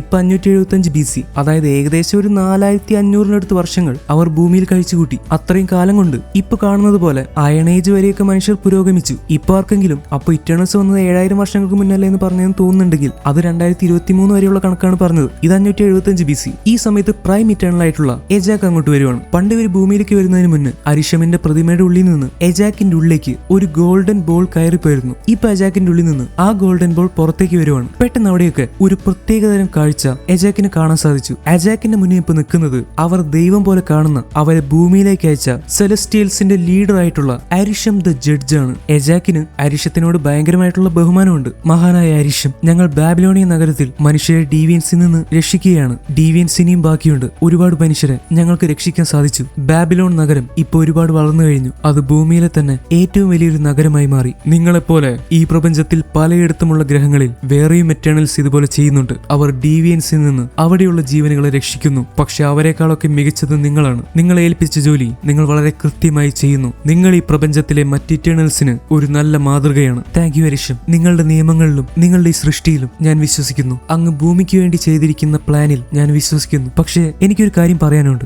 ഭൂമി മറ്റു ഗ്രഹങ്ങളെ പോലെയല്ല. ഇതിനെന്തോ സ്പെഷ്യാലിറ്റി ഉണ്ട്, എന്തോ പ്രത്യേകത. ഇവിടെയുള്ള മനുഷ്യരും എന്തോ പ്രത്യേകതയുള്ളവരാണ്. അതുകൊണ്ട് അങ്ങയുടെ പ്ലാനിന് വേണ്ടി കൊടുക്കേണ്ടി വരുന്ന വില ഒരു പക്ഷെ വളരെ കൂടുതലായിരിക്കാം. നോ അജാക്ക്, നീ ഞാൻ പറയുന്ന കാര്യങ്ങൾ ചെയ്യുക. അതാണ് നിന്റെ ജോലി. എന്നിൽ വിശ്വസിക്കൂ. നീ പോകുന്ന ഗ്രഹങ്ങളുമായി ഒരുപാട് ഇഷ്ടത്തിലാവരുത്, ഒരുപാട് അറ്റാച്ച് ആവരുത്. നിങ്ങളുടെ ലക്ഷ്യത്തിൽ, ഞാൻ തന്ന ജോലിയിൽ, അതിൽ മാത്രം ശ്രദ്ധ കേന്ദ്രീകരിക്കൂ. ഞാൻ മനസ്സിലാക്കുന്ന അരിഷം, അങ്ങയുടെ പ്ലാനെ പറ്റി പറയാൻ ഞാൻ ആരുമല്ല. എന്നെ വിശ്വസിക്കാം. അങ്ങ് തന്ന ലക്ഷ്യം ഞാൻ തീർച്ചയായും നടപ്പിലാക്കും. അങ്ങനെ പറയുന്നതോടെ അജാക്കിന്റെ മനസ്സ് തിരിച്ചിങ്ങോട്ട് തന്നെ വരുവാണ്. അപ്പൊ ഈ ഗോൾഡൻ ബോൾ എന്താന്ന് വെച്ചാൽ ഇറ്റേണൽസിന്റെ ലീഡറിന്, അതായത് പ്രൈം ഇറ്റേണലിന്, അത് അജാക്ക് ആയാലും വേറെ ആരായാലും അവയുടെ ഉള്ളിലേക്ക് ഈ ഗോൾഡൻ ബോൾ വരും. എന്നിട്ട് ആവശ്യമുള്ള സമയത്ത് ഈ ഗോൾഡൻ ബോൾ പുറത്തെടുത്ത് ലീഡറിന് മാത്രം അരിഷവുമായിട്ട് സംസാരിക്കാൻ പറ്റും. അതാണ് ഇപ്പൊ അജാക്ക് ചെയ്തത്. പക്ഷെ അജാക്കും അരിഷവും തമ്മിലുള്ള സംഭാഷണം കേൾക്കുമ്പോൾ എന്തൊക്കെയോ ഒരു കുഴപ്പം തോന്നുന്നുണ്ട്. ഡീവിയൻസിനെ തകർക്കുക എന്നുള്ളത് മാത്രമല്ല, മറ്റെന്തോ ഒരു ലക്ഷ്യം കൂടി അരിഷം അജാക്കിന് കൊടുത്തിട്ടുള്ളത് പോലെ തോന്നുന്നു. അവിടെ താഴെ ഒരു സ്ഥലത്ത് ഇവരുടെ ഡോമോ സ്പേസ് ഷിപ്പ് കിടക്കുന്നുണ്ട്. ആക്ച്വലി ഇതിനെ സ്പേസ് ഷിപ്പ് എന്നല്ല പറയാ, ഇതിനെ സ്റ്റാർ ഷിപ്പ് എന്നാണ് വിളിക്കുന്നത്. അവിടെ ഉള്ളിലായിട്ട് നമ്മളുടെ എഞ്ചിനീയർ ഫാസ്റ്റോസ് എന്തോ പുതിയ യന്ത്രമൊക്കെ ഉണ്ടാക്കിക്കൊണ്ടിരിക്കുക. എജാക്ക് വന്ന് ഫാസ്റ്റോസിനോട് ഇന്നലെ രാത്രി മനുഷ്യർക്ക് കൂടി ഒരു പാർട്ടി നടത്തിയിരുന്നല്ലോ, അതിന് പോയില്ലെന്ന് ചോദിക്കുന്നു. പക്ഷെ ഫാസ്റ്റോസ് അങ്ങനെ പാർട്ടിക്കൊന്നും പോയിട്ടില്ല. അവൻ രാത്രി മുഴുവൻ ഇരുന്ന് ഈ ഒരു മെഷീന്റെ ഡിസൈൻ ചെയ്തുകൊണ്ടിരിക്കുവായിരുന്നു. പക്ഷെ എജാക്കിന് ഇറ്റേണൽസ് എപ്പോഴും ജോലിയിൽ മുഴുകിയിരിക്കുന്നതിനോട് താല്പര്യമില്ല. ഇറ്റേണൽസ് ആയാലും അവർക്കും ഒരു ജീവിതമുണ്ട്. ഇവരും ഹാപ്പി ആയിട്ട് ജീവിക്കേണ്ടവർ തന്നെയാണ്. ഇങ്ങനെയാണ് എജാക്ക് പറയുന്നത്. പക്ഷെ എല്ലാ ഇറ്റേണൽസും ഫാസ്റ്റോസിനെ പോലെയല്ല. നമ്മളുടെ സ്പ്രൈറ്റും ഡ്രൂഗും ഒക്കെ അവരുടെ ഇഷ്ടങ്ങൾക്ക് വേണ്ടി കുറെ സമയം ചെലവഴിക്കാറൊക്കെ ഉണ്ട്. ഇപ്പൊ നമ്മുടെ ഫാസ്റ്റോസ് ഡിസൈൻ ചെയ്തിരിക്കുന്നത് ഒരു ആവി യന്ത്രമാണ്, അതായത് സ്റ്റീം എഞ്ചിൻ. സ്റ്റീം എഞ്ചിൻ എന്താണെന്ന് വെച്ചാൽ സ്റ്റീം അല്ലെങ്കിൽ നീരാവി ഉപയോഗിച്ച് യന്ത്രങ്ങളെ പ്രവർത്തിപ്പിക്കുന്ന ഒരു രീതിയാണ്. പക്ഷെ ഇവരിപ്പോ ജീവിക്കുന്ന ആ കാലഘട്ടത്തിൽ ഈ ഒരു ടെക്നോളജി കൊണ്ട് കൊടുത്തതുകൊണ്ട് പ്രത്യേകിച്ച് കാര്യമില്ല. കാരണം ആ സമയത്ത് മനുഷ്യർ ചക്രവും തീയും ഒക്കെ കണ്ടുപിടിച്ച് വരുന്നേ ഉള്ളൂ. അപ്പൊ ഇങ്ങനെയുള്ള ഒരു സ്റ്റീം എഞ്ചിൻ കൊണ്ട് കൊടുത്താൽ അവർ പേടിച്ചു പോകും. അതുകൊണ്ട് ഡ്രൂ ഫാസ്റ്റോസിനോട് കുറച്ച് സിമ്പിൾ ആയിട്ടുള്ള എന്തെങ്കിലും ചെയ്തുകൂടെ എന്ന് ചോദിക്കുവാണ്. അപ്പൊ ഫാസ്റ്റോസ് ഡിസൈൻ മാറ്റി വളരെ സിമ്പിൾ ആയിട്ടുള്ള കലപ്പ എന്ന് പറയുന്ന ഒരു യന്ത്രം ഉണ്ടാക്കുകയാണ്. ഇത് രണ്ടിന്റെ ഉപയോഗം നിങ്ങൾക്ക് അറിയില്ലെങ്കിൽ പറയാം. ഞാൻ പറഞ്ഞ പോലെ സ്റ്റീം എഞ്ചിൻ ഉപയോഗിച്ച് കപ്പലുകളും ട്രെയിനും അങ്ങനെയുള്ള കാര്യങ്ങളൊക്കെ പ്രവർത്തിപ്പിക്കാറുണ്ട്.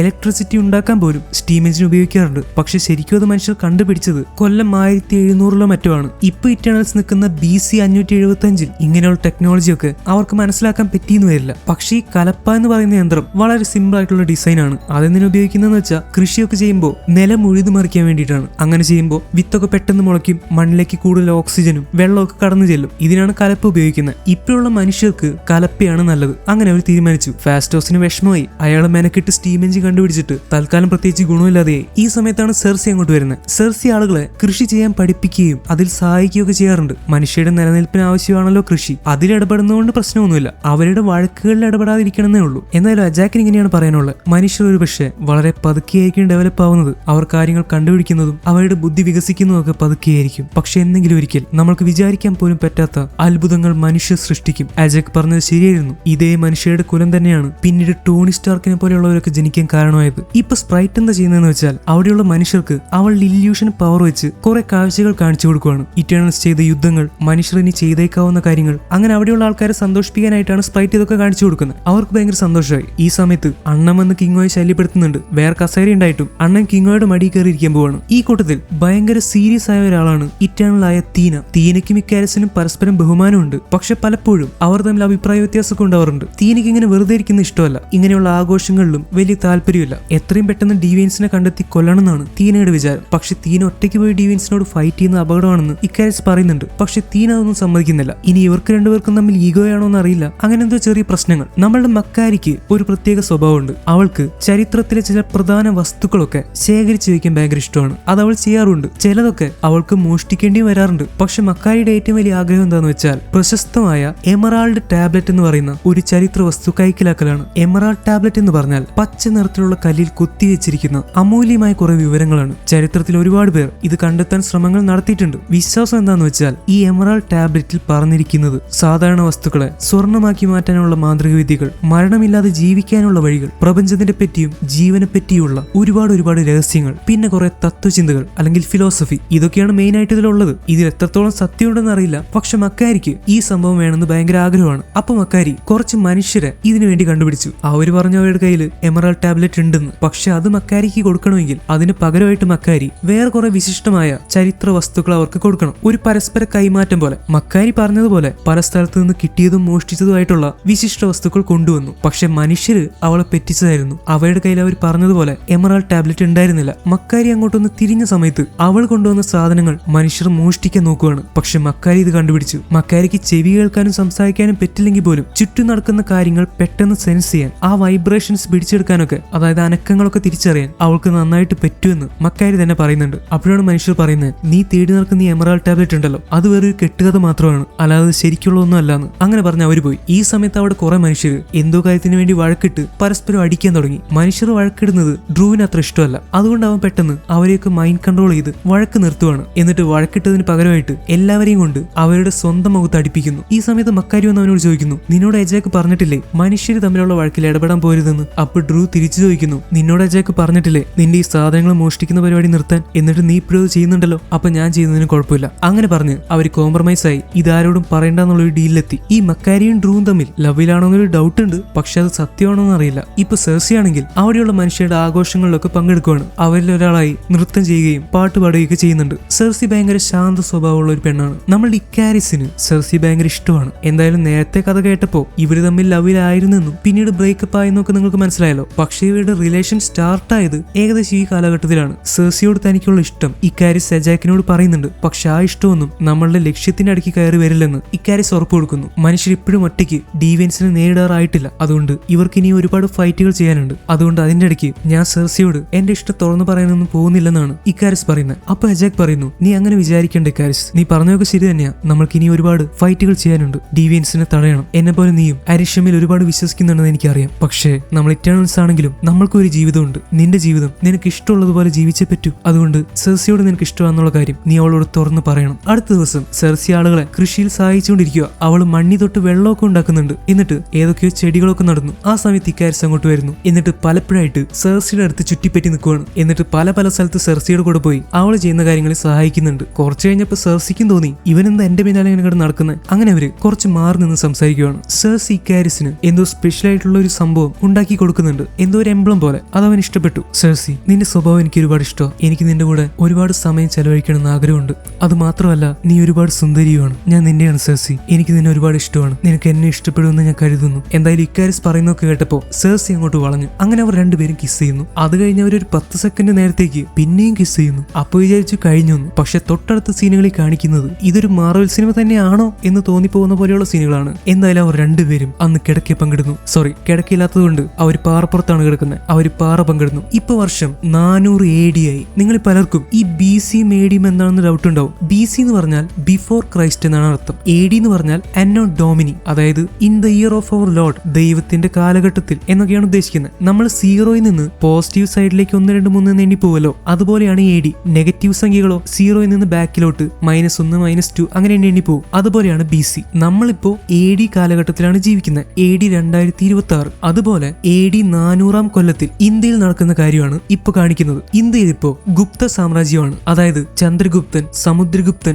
വിക്രമാദിത്യൻ അങ്ങനെയുള്ള രാജാക്കന്മാരൊക്കെയാണ് ഈ കാലഘട്ടത്തിലുണ്ടായിരുന്നത്. നമ്മളുടെ വിക്രമാദിത്യനും വേതാളവും എന്ന് പറയുന്ന കഥയിലെ രാജാവൊക്കെ ഈ കാലഘട്ടത്തിലാണെന്ന് കരുതപ്പെടുന്നു. പിന്നെ കാളിദാസനെ പോലെയുള്ള കവികളും അങ്ങനെ പ്രശസ്തരായിട്ടുള്ള ഒരുപാട് വ്യക്തികൾ ഈ ഗുപ്ത സാമ്രാജ്യത്തിലാണ് ജീവിച്ചിരുന്നത്. അപ്പൊ ഇവിടെ വെച്ച് ഇക്കാരിസും സെർസിയും കൂടി വിവാഹം കഴിക്കുവാണ്. ഇന്ത്യൻ ആചാരപ്രകാരമാണ് അവർ ഈ വിവാഹം ചെയ്യുന്നത്. എന്നിട്ട് എല്ലാ ഇറ്റേണൽസും കൂടി ഇന്ത്യൻ വസ്ത്രമൊക്കെ ഇട്ട് ഒരു ഗ്രൂപ്പ് ഫോട്ടോയും എടുക്കുന്നുണ്ട്. നമ്മളുടെ സ്പ്രൈറ്റിന്റെ മുഖത്ത് അത്ര സന്തോഷമില്ല. ഞാൻ നേരത്തെ പറഞ്ഞല്ലോ, സ്പ്രൈറ്റ് എപ്പോഴും ഒരു കൊച്ചുകുട്ടി പോലെ ആയിരിക്കും. അപ്പൊ അവൾക്ക് ഒരിക്കലും ഈ റിലേഷൻഷിപ്പും കല്യാണവും ഒന്നും കിട്ടിയെന്ന് വരില്ല. അതുകൊണ്ടായിരിക്കും അവൾക്ക് വിഷമം. ഇപ്പൊ കഥ പ്രസന്റ് ഡേയിലേക്ക് വരുന്നു. ഈ കഴിഞ്ഞ കാര്യങ്ങളൊക്കെ ഇക്കാരിസും സെർസിയും ആലോചിക്കുന്നുണ്ട്. പക്ഷെ അവർ പരസ്പരം ഒന്നും പറയുന്നില്ല. അവരിപ്പോ വരുന്നത് സൗത്ത് ഡക്കോട്ട എന്ന് പറയുന്ന സ്ഥലത്തേക്കാണ്. ഇവരുടെ ലീഡർ ആയിട്ടുള്ള അജാക്കിനെ കാണാനാണ് ഇവർ വന്നിരിക്കുന്നത്. പക്ഷെ വീട്ടിൽ കയറി അവിടെയൊക്കെ അന്വേഷിച്ചിട്ടും അജാക്കിനെ കാണാനില്ല. പക്ഷെ പക്ഷെ പിന്നീട് കണ്ട കാഴ്ച അവരെല്ലാവരെയും ഞെട്ടിച്ചു കളഞ്ഞു. അവരുടെ ലീഡർ ആയിട്ടുള്ള പ്രൈം ഇറ്റേണൽ അജാക്ക് അവിടെ താഴെ മരിച്ചു കിടക്കുവാണ്. അജാക്കിന്റെ സ്കിന്നൊക്കെ ഗ്രേ കളറായി മാറി. മരണമില്ലാത്ത ഇറ്റേണൽസ്, അതും അതിലെ ലീഡർ ആയിട്ടുള്ള അജാക്ക്,